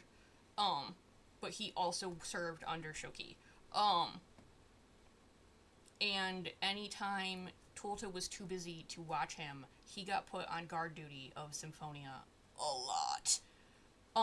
So the problem with the Likey thing is Tulta's kid keeps getting hurt, but there's no explanation. And Tulta's kid keeps, like, having his health crash out when it was leveled out before Likey took over. Ever since Likey took over, Symphonia's health just keeps, like, ball rolling down the hill, barreling for the trash. And it doesn't seem like they can do anything to stabilize him. But it only happened after Likey took over. And, like, he'll be good for a couple months, and then he crashes out again. And he'll be good for a couple months, and then he crashes out again. And Tulta, the combat medic, is getting really, really pissed. He's also getting exceptionally pissed because he keeps bringing it to the head doctor's attention, but Laminus isn't doing shit about it. He's like, he basically does the, I'll audit him and I'll check on him and I'll talk to him, but like he just lies his fucking ass off about shit and gets his ass out of stuff. So that's where Sky's Call comes in. Sky's Call is set before Silu and Symphonia are dating. They use the term courting. They're friends. but they're still kind of fighting with each other. They're only fighting because Suxu doesn't want them to be friends, and she gets shitty with him if they cooperate and talk to each other. Symphonia really, really, really wants to be friends with Silu. He also has a painful, horrible, one-sided crush on Silu. I appreciate you coming in, and I appreciate the sub. I love you so much. I'm so glad you came in.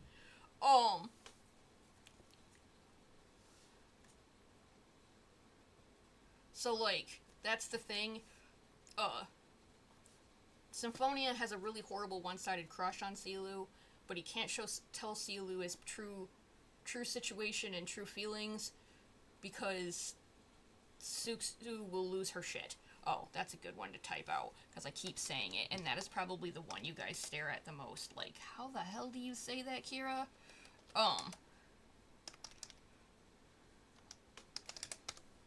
That's Suxu.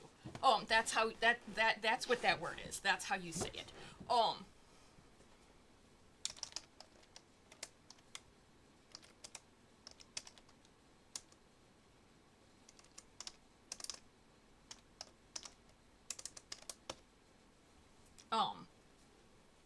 And basically, Uzwa will come.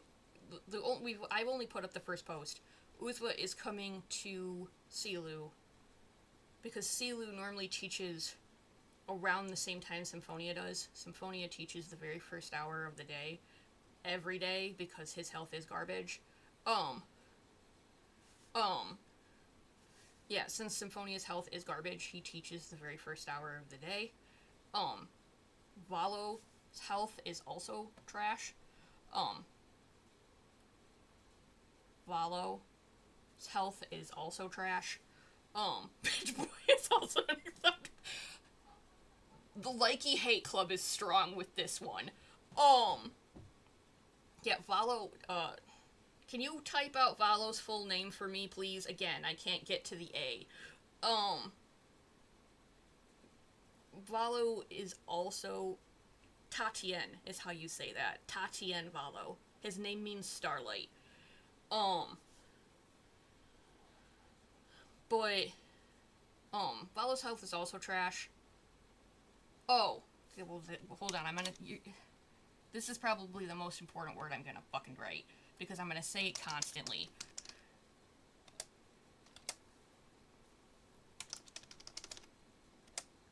And especially if you start reading our writing, you're gonna see this word 24/7. That word means teacher.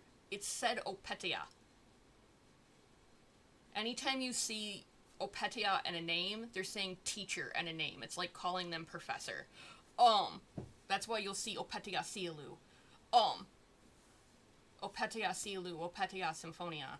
It's like calling them professor. It means teacher. I was gonna say, I'm like, that's in the first post. And basically, since Valo's health is trash, he normally teaches first. Sometimes because it's trash, he teaches second. And, Silu will come...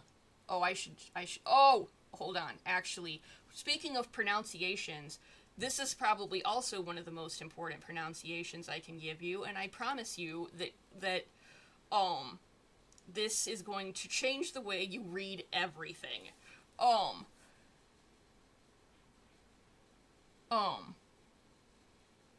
Silu's full name is this. His first name is not Aqua. It's Akva. Akva. With a V. His name is Akva Silu, not Aqua. I've tried to write it out, but I don't know if the pronunciation got across. So when Symphonia calls him by first name, he's not saying Aqua. He's saying Akva. But anyways, I'm like, wait a minute, hold on. So basically sometimes Silu will also teach first hour, or he'll teach second hour. That's why Uzwa will come to him. Uzva will come to him, while he's teaching Pilvi, because in Sky's Call, he went to go to his class, but Symphonia was not there. And Symphonia did not leave him a note, or a text, or anything to tell him, hey kid, I'm sick again. Go to so-and-so, or this is what's going on. He just wasn't there. And, mind you, Symphonia has what we refer to as his little kitty book, which is his schedule book, that he schedules his whole day out by the hour every day. And he keeps his little schedule book with him. It's orange. And it has cat paw prints on it. It's his little kitty book. So, like, he is strict as shit about his schedule. So for him to just not be there is weird as fuck. So Uzva goes to Silu to go, hey, he's not there. Like, what's going on? He's not there. So Silu has to go investigate to find out what is going on with their local orange musician. And that is when Sky's Call comes in. That you will have, basically the princes just kind of get left with, Revan to hang out while he goes to investigate what's going on, because Symphonia is too strict and too uptight about his schedule to just not show up with no word. And then that's when everything goes down fucking hell. So, if you decide to read Sky's Call when, someone with a new computer posts the next part so we can catch it up to where we are, that's what's going on there. Tulta will come in. Laminas comes in. Me, I have a new computer. I was gonna say, wait, Laminas comes in. Hold on. Let me give you another face and another... I don't like him. He's touching... Did we bring in Tyvis? He's getting on my motherfucking nerve. This is Lamidas. This is the head doctor. This is the one that Tulta keeps going to and being like, yo, my kid's hurt and his health's trashed and what's going on and do something about Likey. And he keeps being like, I'll look into it. And then nothing gets done. I have some motherfucking questions, you know. We haven't brought Tyvis in yet, have we? I think that covers the faces they need. Is Tuli, we've brought in Tuli, Lamidas, Tulta, Vario, Silu, Symphonia, Uzva, Pilvi, and Revan, and Sephirin, obviously, because they were with the boys. We haven't brought Tyvis in yet. Tyvis is better known as Sky Grandpa. This is Tyvis. And you all should know who Tyvis is, because his name is literally Blue Skies.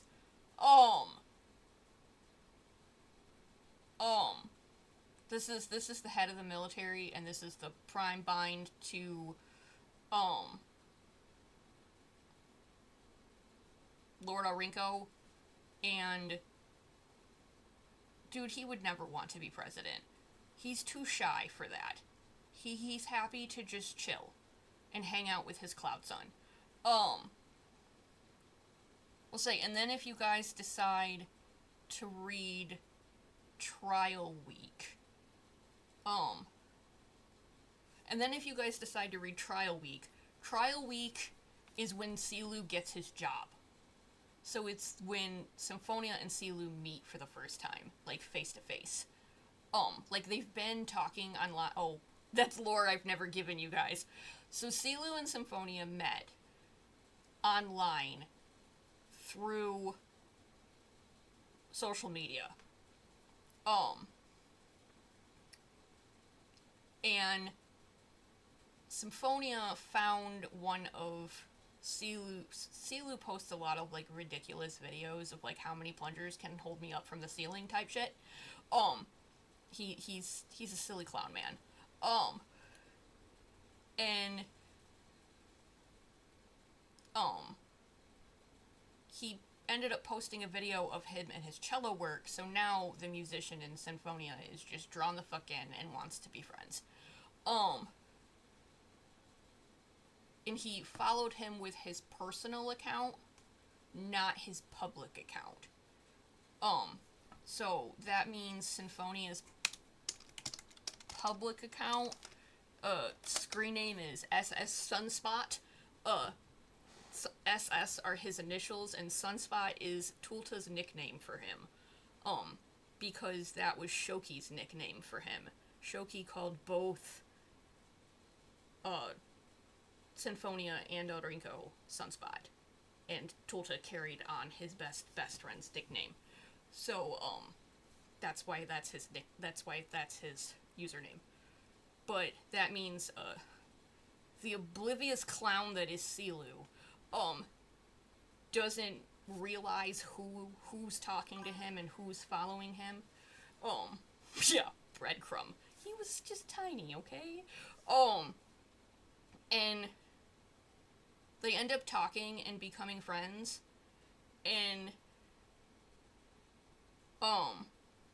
they end up talking and becoming friends and, like, talking about music and just chilling and hanging out with each other, and then Symphonia starts talking music with him and then mentions that he's a violinist, and Silu does the like, oh, I'd love to hear it sometime, and Symphonia shoots back, I promise you have. Because, you know, he's literally the most famous violinist string player in the whole friggin' kingdom. So he's like, I promise you've heard it.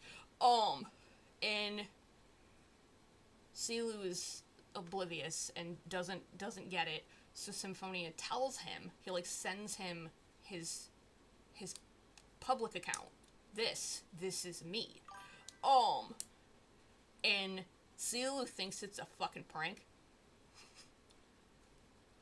Silu goes, absolutely not. Like, there's no way. Because, mind you, he has idolized Symphonia's work since he was a child, and it's the reason he started music in the freaking first place. And then he just had his idol show up in his DMs and be like, yo, cool shit, let's be friends. And he absolutely just did not believe it at all. So Symphonia just kind of lets it go, and they just talk for, like, quite a bit. And then Trial Week happens. So the reason that thread is called Trial Week is to become a soulbind in the position of being a teacher, one must go through what is referred to as a trial week. You have to go through and teach for a whole week, and that means you have the kid all day long. They have no other classes but you for a whole week. And if you can make it through that week, and everybody decides that you're a good fit, then you are given the option to soulbind. Because, mind you, to take this position, you have to literally bind your soul to your student, and you have to serve them for the whole of your life. So, like, you can't just, like, take the job and then quit. It's not how this works. Because Orinko's advisors, the king's current advisors, were his teachers. They're his soulbinds. So, like, you become a soulbind. You teach, and then when they take the throne, you become literal, like, pillars of the government. So this is a big freaking deal. That's why throughout the entire trial week, the other soulbinds and the king and queen will just kind of come in and sit in on the class and see how everything's going, so they can decide whether or not, like, this is a good fit. Because this is a serious thing to, like, come to. And that's why it's trial week, because the man that is currently trialing for Pilvi's position as music teacher sucks, and keeps making our tiny little cloud prince cry, and Symphonia fucking hates him. He decides that Silu would be a great fit, and he should try for the position. Hold on. I won't just show the Cloud Prince. If we're gonna go Puffle, we gotta go Puffle.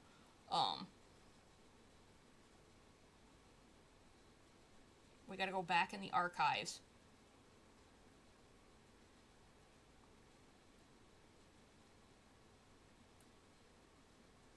Puff!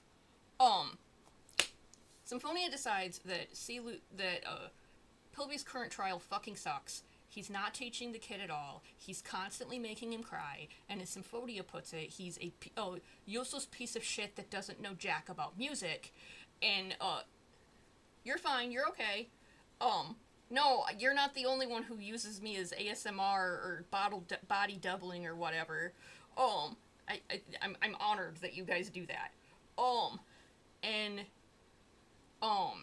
basically, trial week is Symphonia going to his brother to go, I think this guy would be way better at the job, go find him.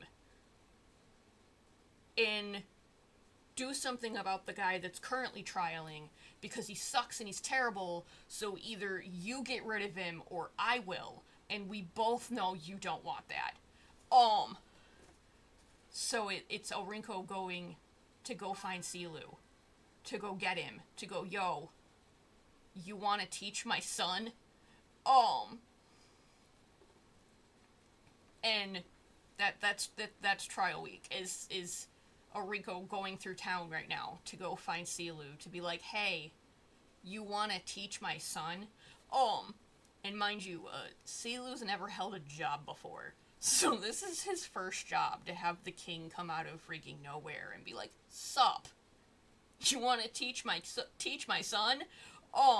And that's the other, like, part of Silu and Sinfonia's dynamic that I haven't really expressed hardcore. Silu is considered, like, part of the backwater edge of the... They live on islands in the sky. He, is on, like, the backwater back edge of the island and, like, lives from the lower class poor area, never really had money type people type situation. He was grew up with almost nothing type guy, and then here comes Symphonia, who is rich, royal, super famous, lives in the palace, lived an entire silver spoon in his mouth, want for naught situation, and understands no concept of money at all. That is a thing that Silu has to adjust to, is that his orange thing just spends money, doesn't think about it, doesn't think about what it's gonna cost or have to, like, budget any. He literally has Symphonia tell him, if I want it, I get it. I get whatever I want, because that's just how he's been his whole life. Yeah, and then he gets a job as a teacher, and the palace pays nice. So there's salary that can pay him, for him, his mom, his dad, his sister, and just basically be like, you're taken care of for forever. I'll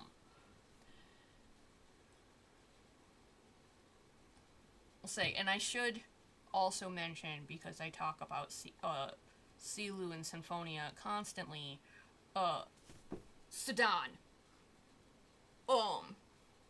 Sudan is Puffball's dance teacher, but also Silu's big sister. No, they're twins. She will make sure she says big sister, just to watch her brother freak the fuck out. She is 7 minutes older than him, and she will not let him forget that. She is the dance side of this group. So I also need to tell you the fun part of their names, because their names are Aqua Silu and Violetti Sedan, so their translation of their names, because it's music and dance are twins. It's Aqua Silu, Aqua Soul, Violetis Dawn, Violet Heart. They're twins, and their names are Heart and Soul. So you know. Um, yeah, their names are Heart and Soul, and they teach music and dance. Um, so like, post them all together like they should be. Because I know we talk about Silu and Symphonia being together a lot, but it's actually a trio. That, like, it's the husbands, but you also have Sudan. Because she is important. And basically, exactly, the other half of Silu's brain. And when they all end up in Wonderland, they get stuck out there together. So, there's that. But that also means that when Symphonia did decide he wanted to court Silu, he had to go through Big Sister first, and she was very much like, okay, go for it, but if you make him cry, I can and will fuck you up. Um, like, between the pair of them, Sudan is the one who will fight faster. Um, she can and will kick someone's ass for hurting her baby brother. And she just continuously calls him baby brother just because she loves watching him freak out. She can't get enough of we're twins. She loves teasing the shit out of him. So there's that lore. And that's part of why I draw them happy all the damn time. Because that is a fraction of the trauma they deal with. We're getting into a thread where Silu is about to find out that Symphonia has been getting blackmailed and threatened and hurt, and he's about to find out what's been going on for the past 10 years? No, it's 9 years at that point. Yeah. It's been 9 years and he still doesn't know. And mind you, for 2 of those years, they were broke up as a couple because Suxu said Symphonia had to end it or she would make Silu and Sudan's lives literal hell. She basically threatened their safety and he freaked the fuck out.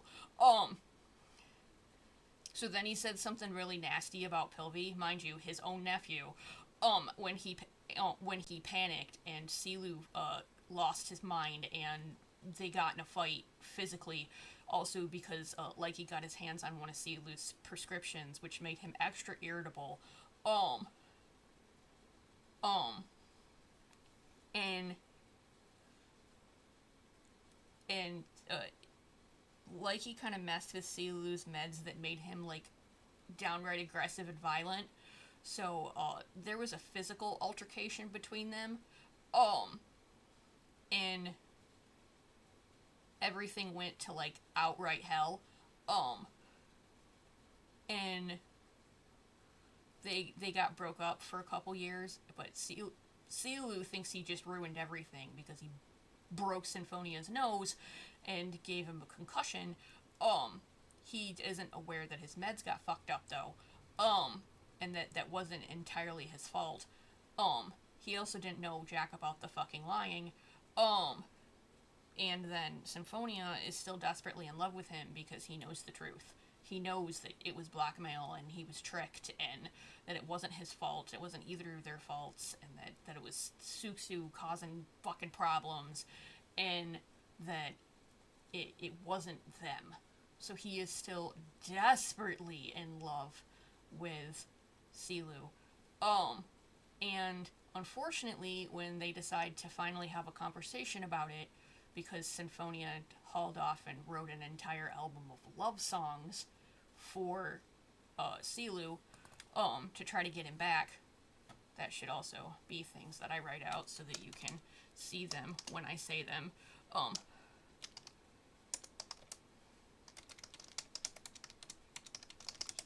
Symphonia titled the emblem, titled the album Rakasalalu. Um, titled the album Rakasalalu. Rakasalalu means love song, and it is the nickname that he calls Silu. He calls Silu love song because it's the only man he would write love songs for. So that's what he calls him.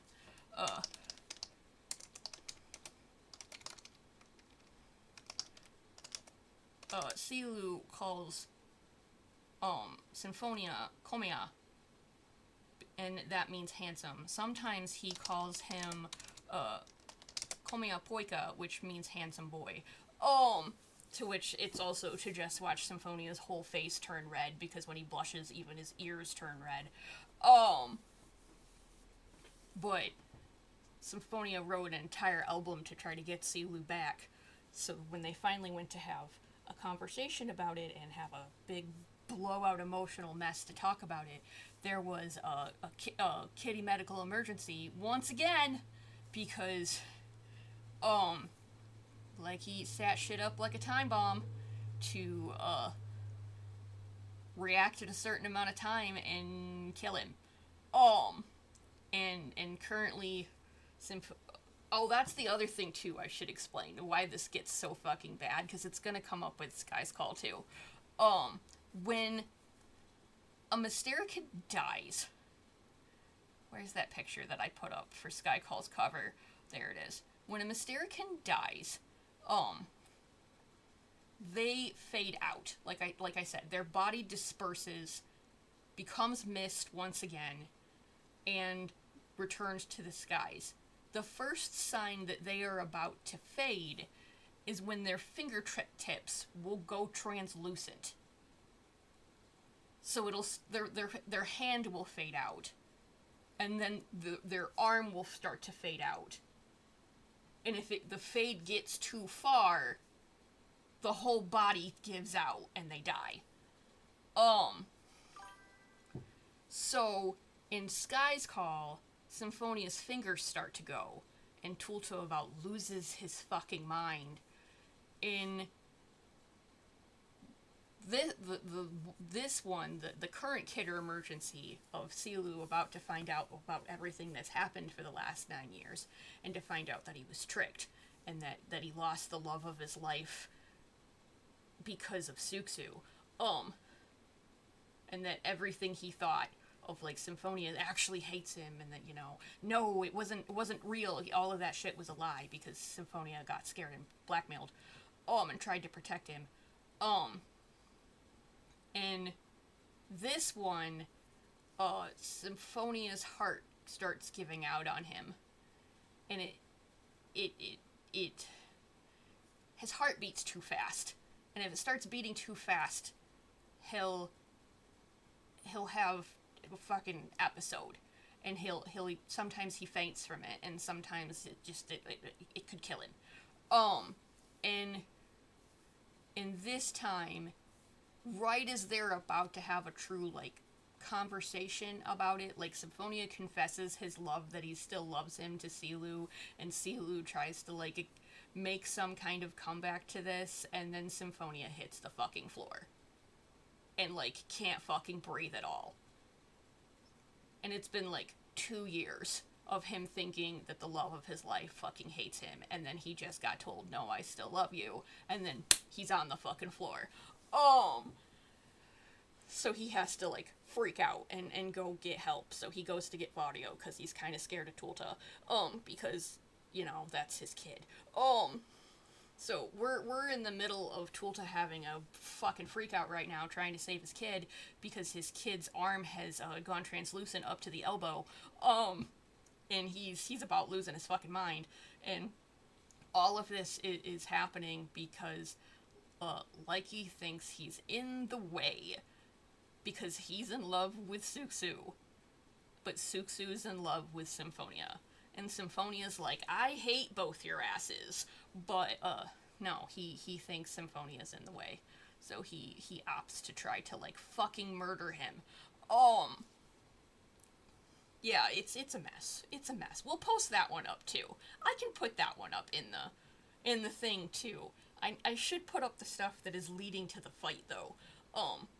I'll put up a thing that's like the little saga of the Suxu Drabbles that are the lead up to her just blackmailing the shit out of Symphonia, because I have quite a few Drabbles of her just blackmailing the shit out of him.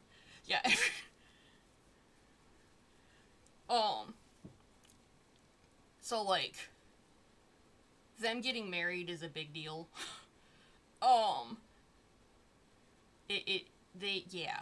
Well, and then and that's part of the thing too. I have to like put characters still up on Artfight because I don't have Tikuri up there yet, and we hate her too. She's generally just a miserable fucking person.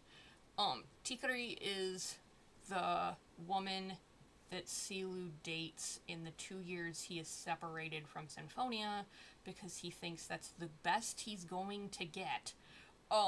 And that he doesn't want to be alone. This is Tikuri.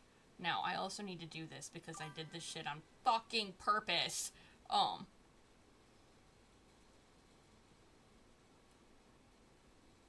need you to look at them side by side. Silu has a fucking type.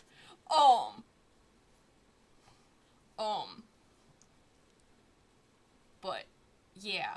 He dates Tikuri while they're broke up, and she's just a generally miserable fucking person, and she's, like, mean and abusive, and she, like, yells at him, and she won't let him touch her, and, like, no cuddles, no kisses, don't hold my fucking hand. She's basically using him for his social status and the fact that he's fucking rich.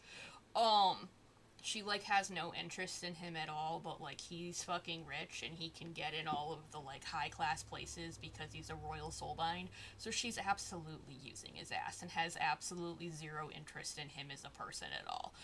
She's gross. We don't like her. Should I talk about Mary? If we're gonna talk about one of the gross ones, should I talk about Mary? Probably.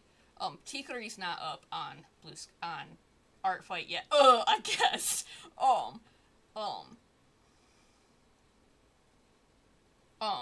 Tikuri isn't up on Artfight yet, but I need to put her up.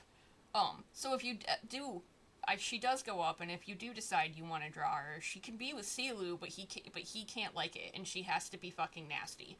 Hold on. Let me get Mary. This is Mary. Let me get the Goober Boy while we're at it. Because they also go hand in hand. Mary is...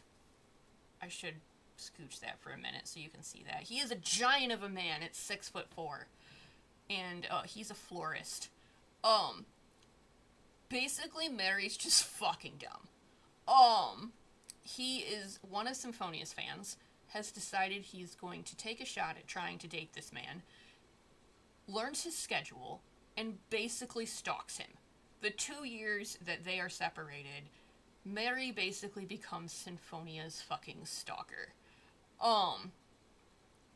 And Symphonia wants nothing to fucking do with him. He just wants him to leave him alone. But Mary is determined. And he can't take a no for an answer. Now, the other problem is boop. I brought up Mary's height for a reason, because he is 6'4" versus 5'10", and Symphonia is built like a stick. So he has a hard time saying no. Oh, that's the other thing I should also bring up too. Symphonia being royal plays into this. So because the royal family has to make an oath in order to get into power to the public, there is a term they use called drop my horns, which basically means literally that. They're bowing their head, so they're dropping their horns. And in our society, we would bow to the king. In their society, the royals bow to them because they serve the public. So they pow to the public. So, like, if you look at the hierarchy, we would have the king at the top of the pyramid. Flip that pyramid upside down. That's Mysterica. They're at the bottom. The very first thing royal children are taught is to drop their horns. So that's part of the problem here. Symphonia grew up in the palace. One of the first things he was taught was to drop his horns. And that means he's extremely agreeable, and he struggles with saying no a lot. So that means when Mary shows up, because he stalked the shit out of this man and learned what his favorite flowers are, and he's a florist,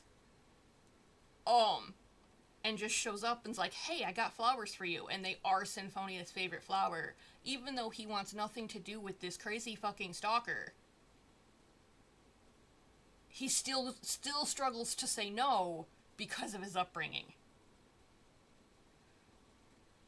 So, like, his upbringing is part of why this gets so bad for him. And that's part of why him and Silu were such a thing, because they're both royal soulbinds, so they're technically at level playing fields in the societal hierarchy. And any of the times that his royal upbringing kicked in and he wanted to drop his horns, Silu was like, don't do that. No. No. We don't do that. No. And, like, Silu encouraged him to not do that. Like, you don't have to do that. He's very pro kitty advocacy.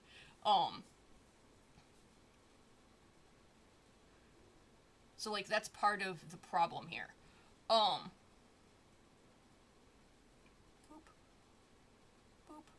Boop. So yeah, that's part of the problem here. So, Mary is a fucking stalker.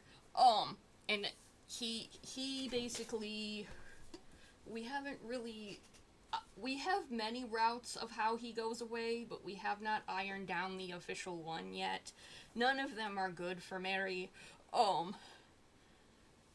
And all of them involve him getting scared off by someone. By one of Symphonia's loved ones putting the fear of God in him.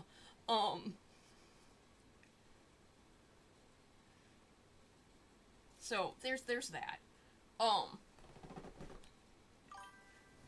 Probably told. Yeah, Leopard don't fuck. He don't fuck around at all. Like, you messed with his kid, he's about to fuck you up. Besides, he also just shows up in, like, full knight's uniform. And is like, hey, heard you've been stalking somebody. And, like, doesn't even have to say, that's my kid. He's just in friggin' uniform, weapon in hand. Yo, I'm getting reports that you're stalking someone. And, like, can just scare the shit out of him. No, and that's part of it, too, is that Seal and Symphonia were so good together because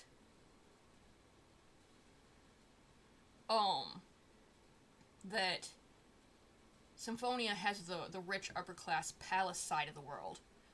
Silu has the lower class backwater poor side of the world. But instead of, like, one having ideas against each other, they, like, listened and learned. And that's it. That, like, Mystericans make noises to communicate. They can chirp. When birds speak, they understand them. They know what bird chirping means. Like, because birds are also mist-souled creatures, because they're also creatures of the sky, Mystericans can understand them. That's also why they don't eat eggs. Because they see birds as their kin, so that's fucking gross. And they squeak or make noises or chirp, or they make all kinds of sounds on top of words to communicate. Just like Mystericans can purr. Like, I know I put it up. No, it's in videos.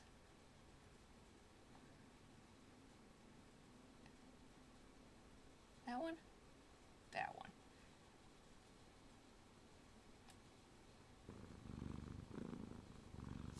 I put that purring track on there for a freaking reason. This is called sharing sweater time. Silu will crawl into Symphonia's sweater and just go to sleep.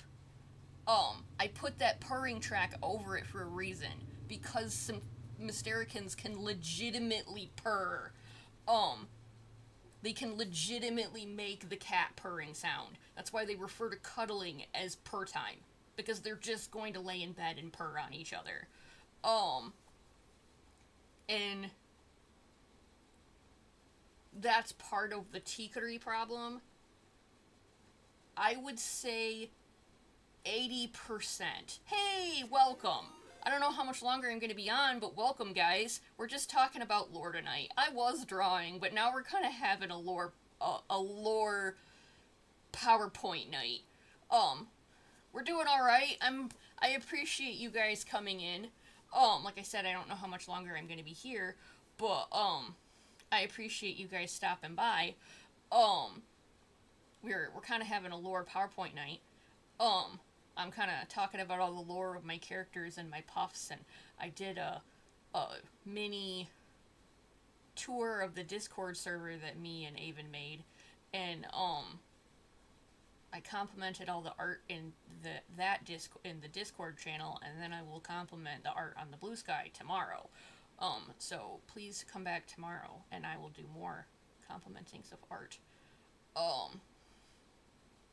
But no, that was the part of the Tikari Silu problem. Tikari's not big on noises, not big on sounds. She wants like words only conversation. And that's not how Silu rolls. Silu's like, I'd say 80% noises. But Symphonia was just chill with that. That's fine. That's okay. Whatever.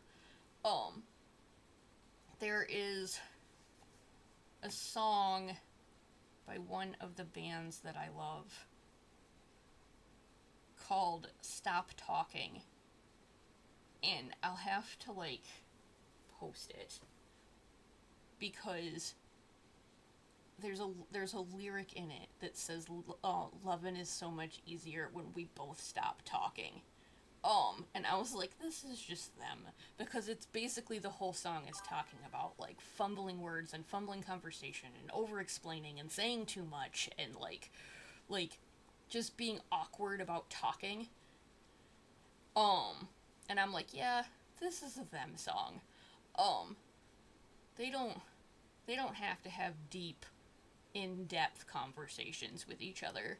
They just kind of, like, chill and exist with each other and hang out. So, like, that's lore for the night. One of these days I'm gonna have to explain the reincarnation track again. The reincarnation track is long, and I have not enough time to explain it. Not tonight, anyways.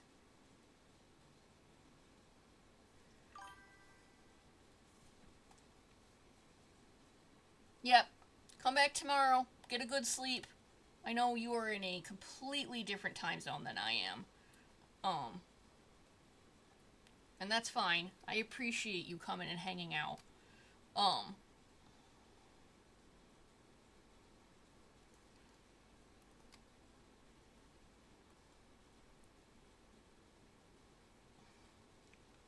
Oh yeah, happy Pride Month. Exactly. Happy Pride. Of course it's Happy Pride and I sit here drawing silly gay husbands. Once again, I am drawing silly gay husbands.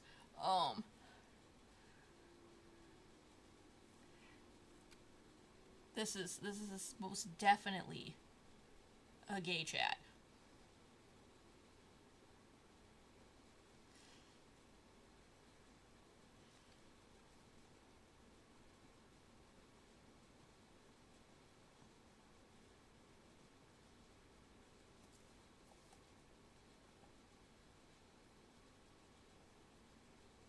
Oh, I still gotta do feet and hands. Yeah, we just kind of ended up talking about lore tonight. I was gonna, like... I thought about, um... I thought about booting back up KH1 and, running around and doing all the extra shit I never fucking did. But then I decided I was lazy. I also love that you guys just let me talk that whole time and not one of you told me to drink something. You slacking.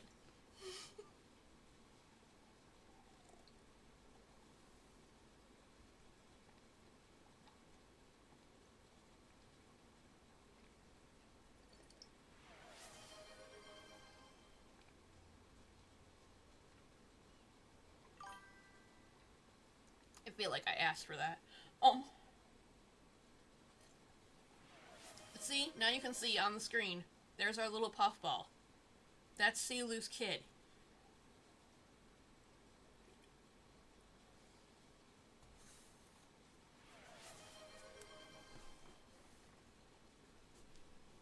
I will, I promise.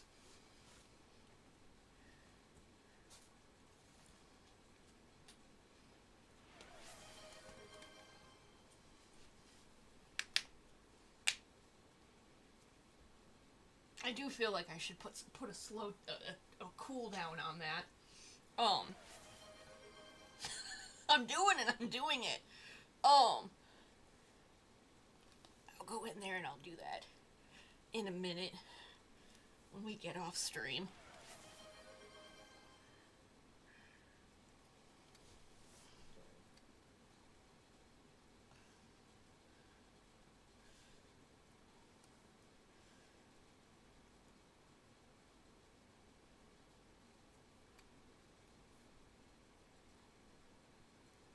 No, I don't have that many more characters that I still need to put up on Art Fight. I need to put up Tikari. I need to put up Cristali. I need to put up Kessa. And I think that's it. I think it's just the girls.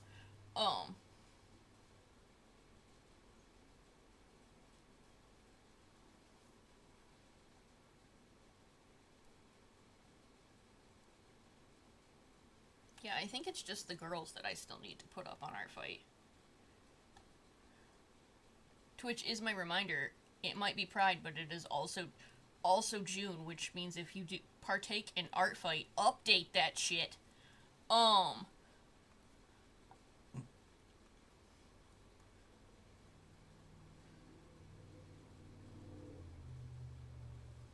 damn it.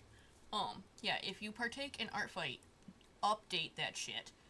Because things are gonna get kind of shitty towards the end of the month.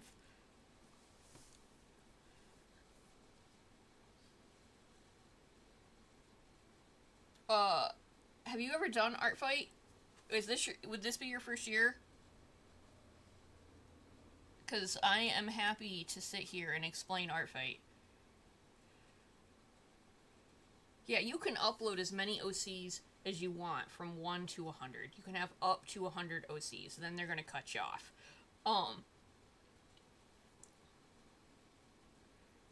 And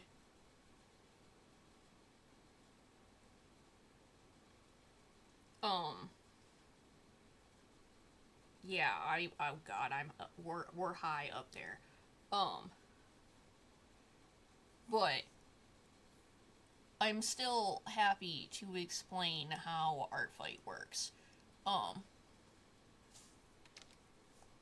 Obviously, as I have done it in the server at least once already. I think Art Fight is a fantastic tool to grow your art with, so I will always encourage it.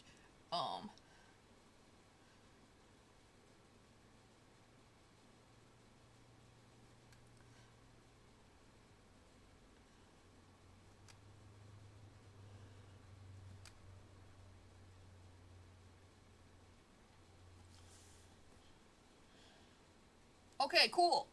Alright, I will do the Art Fight rant. Okay, cool.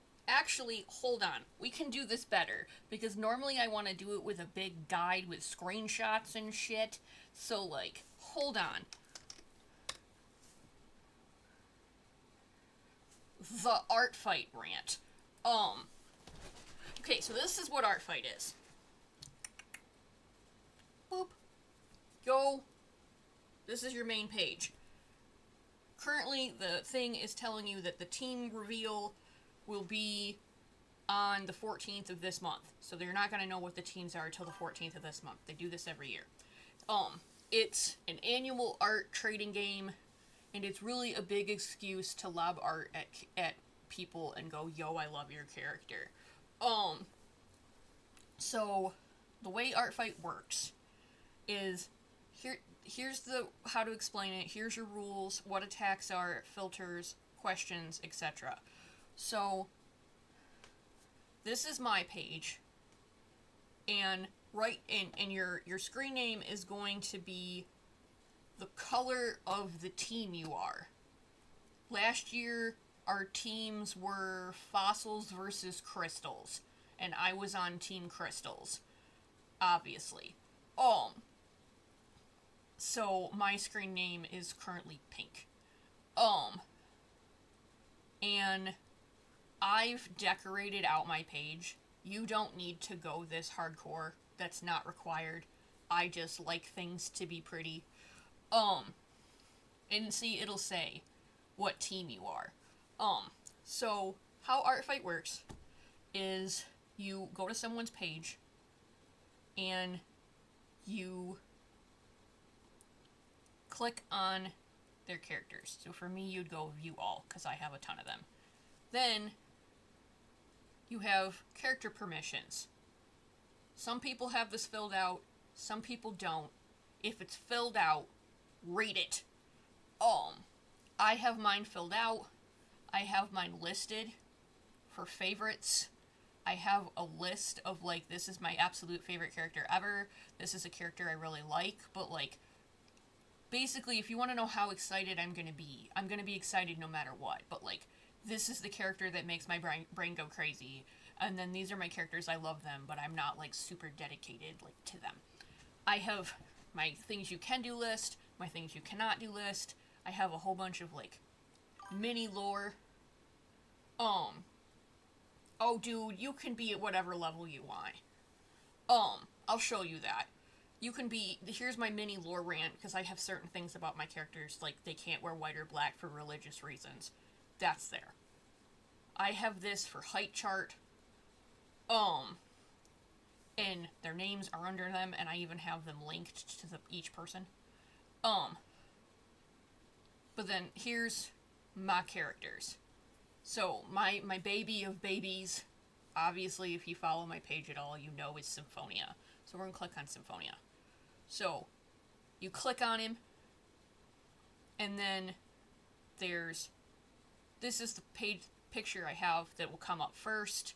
I have other pictures of him and references of him. I have fan art rules up on mine. Not everybody does this, but some people do. If it's there, respect it. I have a little blurb for lore about him. Certain characters have character permissions, not just global permissions. So please read those, respect them. Like mine is that don't ship him with anybody but his husband. Okay, thanks.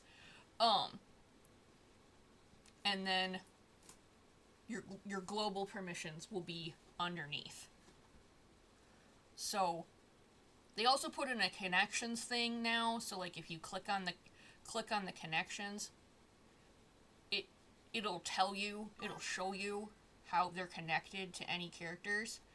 So like Symphonia, his husband, but Avon has to fill that out because that's not my character. Or, you know, Symphonia, his dad, Symphonia, his mom. Or, you know, Symphonia, Vaudio. That's how they work. So those are there. You don't need them, but they're there if you want more info. So how this works is if you want to attack him, you can click right there and see it says character ID copied. All you had to do is click on it. Character ID copied, and you need that ID to attack. There will be an attack button up here, like a submit. Use right now on character. There will be an attack button up here when it's active that you can click on. And then you put the character ID into the attack and it'll bring up my character and you click yes on it. So then, like with here, if you click on attacks, these are the attacks that have been against him. These two don't count because I did them, because you can have multiple characters in a piece, and as long as your character is not the main focus, that's fine. But like this is what somebody drew of Symphonia for me last year. And this, they drew in response, because, see, this is what I mean by skill levels. This is their character that they had up.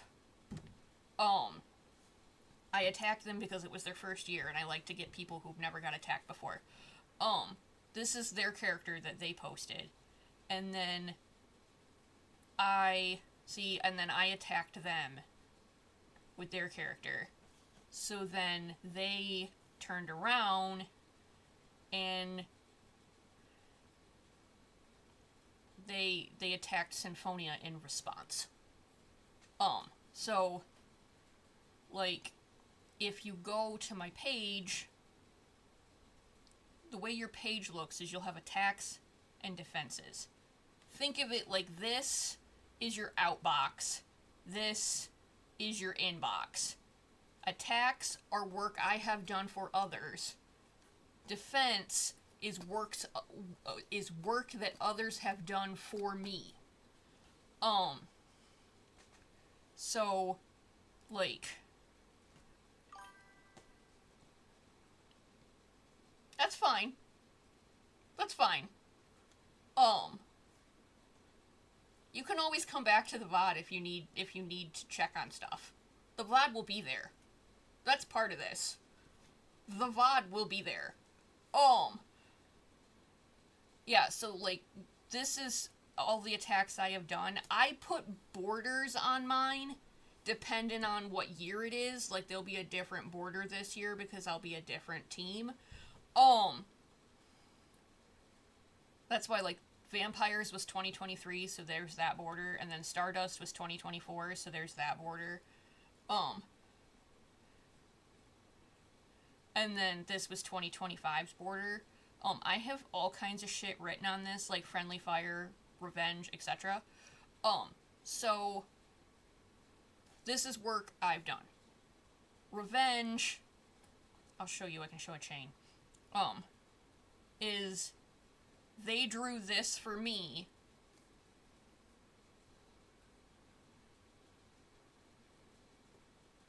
That's true. And that's kind of how I learned.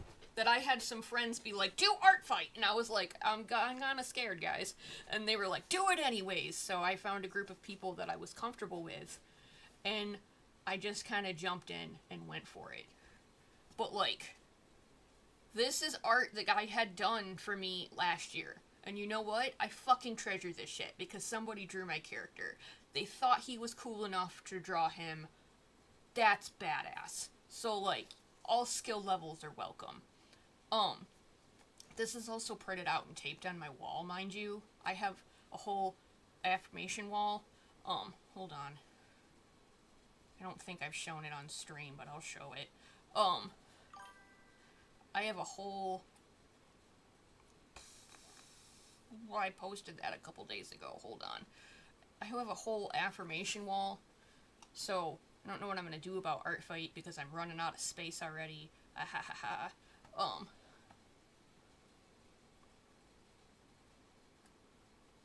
This. I have an affirmation wall of the nice things that people have said to me, and or all of the art that you guys have drawn of my characters over the years, printed out and taped to my wall so that the next time my brain decides to go, you're depressed, nobody likes you, I can look at that wall and go, brain, shut up. That's what this is for. This is my Anti-intrusive thoughts, brain being a bastard. Um, um, that I hope the vending machine works for you this time. Um, but yeah, this is my brain anti-brain being a bastard wall. That's what this is for. So that means, see, and I'll show it to you. Yoki's up there. He is. I know I printed him. Where is he? Oh, he's right there.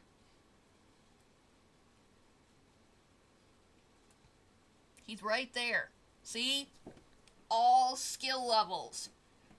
All of those pictures are the same pictures you see in the screen, in the slideshow in the bottom corner. And you can't see them because I made it so small when I'm talking, but when it's on the stream starting or stream ending screen, every single one has your guys' handles on them.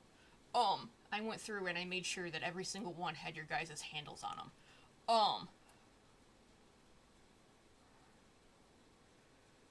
Art fight. Yeah, all skill levels are chill. Um, uh, but this is what I mean by a chain. I started with the attack here. They responded here, so this was revenge against me. And then I responded with another attack against them here, and then the back and forth is called a chain.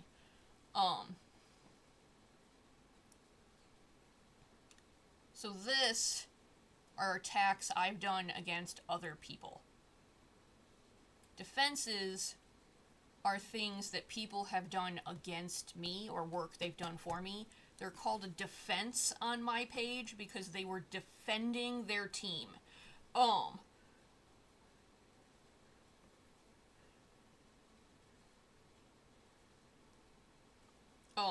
So like that's what this is that they were defending their team to get points for their team by drawing my characters.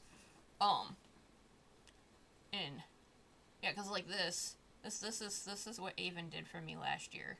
That's Vori. And he did this one for Avon did this one for me in that was what, 24? That was 24. This is the one I was talking about on the server earlier when I said he decided to haul off and draw a picture of the character in a color he can't fucking see. So like, yeah, I've gotten art from people in every skill level there is. So like, yeah, cuz Mew did this one, snuck this one in for me at the end of the thing last year, so I got to get him back this year. So like, yeah, dude, I recommend people do art fight at least once. It's fun, and then if you do it once and you decided you didn't like it, at least you tried. And you don't have to crank out a lot. I mean, I cranked out a lot last year and I cranked it out in 24, but in 23 I only did 4 pieces. Granted, my hand went the fuck out on me, so that was fun. I have carpal tunnel in both hands, and it reacted real bad in 23. 23 is I think when the tendonitis kicked in and I kept being in a frickin' brace, so that ended that real fast. So, and friendly fire is kind of self-explanatory. It's when you're attacking your own team. You get less points for friendly fire, but I think they upped it to be like 80% of the points instead of what it used to be, because it used to be friendly fire was like 25% of the points. But now it's at 80, so you're still getting a decent amount of points for attacking your own team. I tend to just attack people. You can bookmark characters. Snackies required. Yeah, you can bookmark characters. See, that was last year. I drew those in 24. I drew these in 25. I try to keep folders of the ones I've drawn so that I can not, you're fine. That's what a VOD's for. And besides, anybody else who wants to know in the future, that's what the VOD will be there for. I don't feel bad. It's okay. I don't mind explaining things. The VOD will be there as many times as you need it. Yeah, because this is everything I bookmarked for the opposite team last year. This is everything I booked for the same team last year. And this is everything that I have been bookmarking and is unorganized.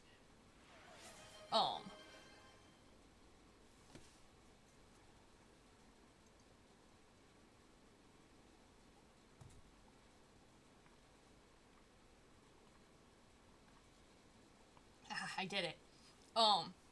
Yeah, this is everything I've been bookmarking that is unorganized. So I don't have teams to organize them yet. But I have all my bookmarks done so that I can just kind of jump to it and do it.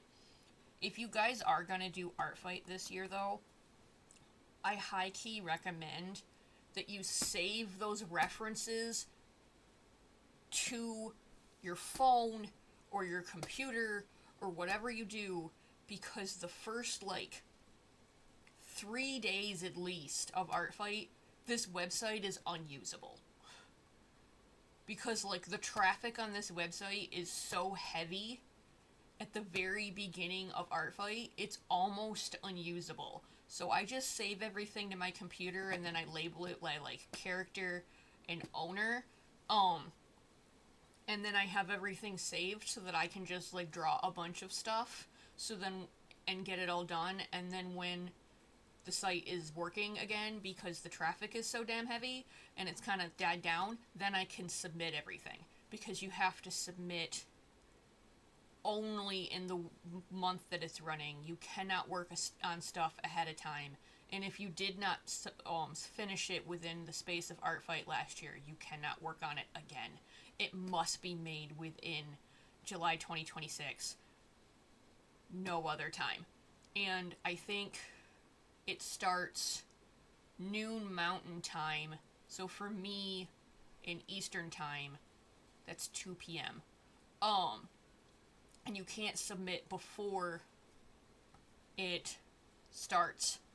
So, once they announce the teams, there's gonna become a big clock that's like a countdown on the front of the page, and it will count down to when Art Fight starts. So until that clock has hit 0 and then it starts to tell you how many days there are left, you don't work on any. Don't touch it. Don't do it. Because if the community, the moderators find out that you worked on stuff before the event started, it's a bannable offense. They can ban your account for that. So just don't do it. It's not worth the risk. Just wait till the thing counts down. Wait until they've said it started. You're not going to be able to submit anything on the first day anyways. The website is unusable. It crashes out at least once every 3 days. I like to just kind of get a bunch of stuff done and then put it up when I have it for the next week, because then it's workable. But that being said, I think I got the whole of my line art done today, which is fine because we kind of had a lore night. I think I can shut off. I think I can shut off Symphonia's. Yes. Symphonia's sketch. Save. And I will be back tomorrow. I just saved it, I promise. See? I just saved it. It's faded out. I can't save again. I'll be back tomorrow to talk about the Blue Sky art. At 7 p.m. tomorrow. And that one might take longer because I think you guys got me with 25, 26 pieces, which is great. That's fine.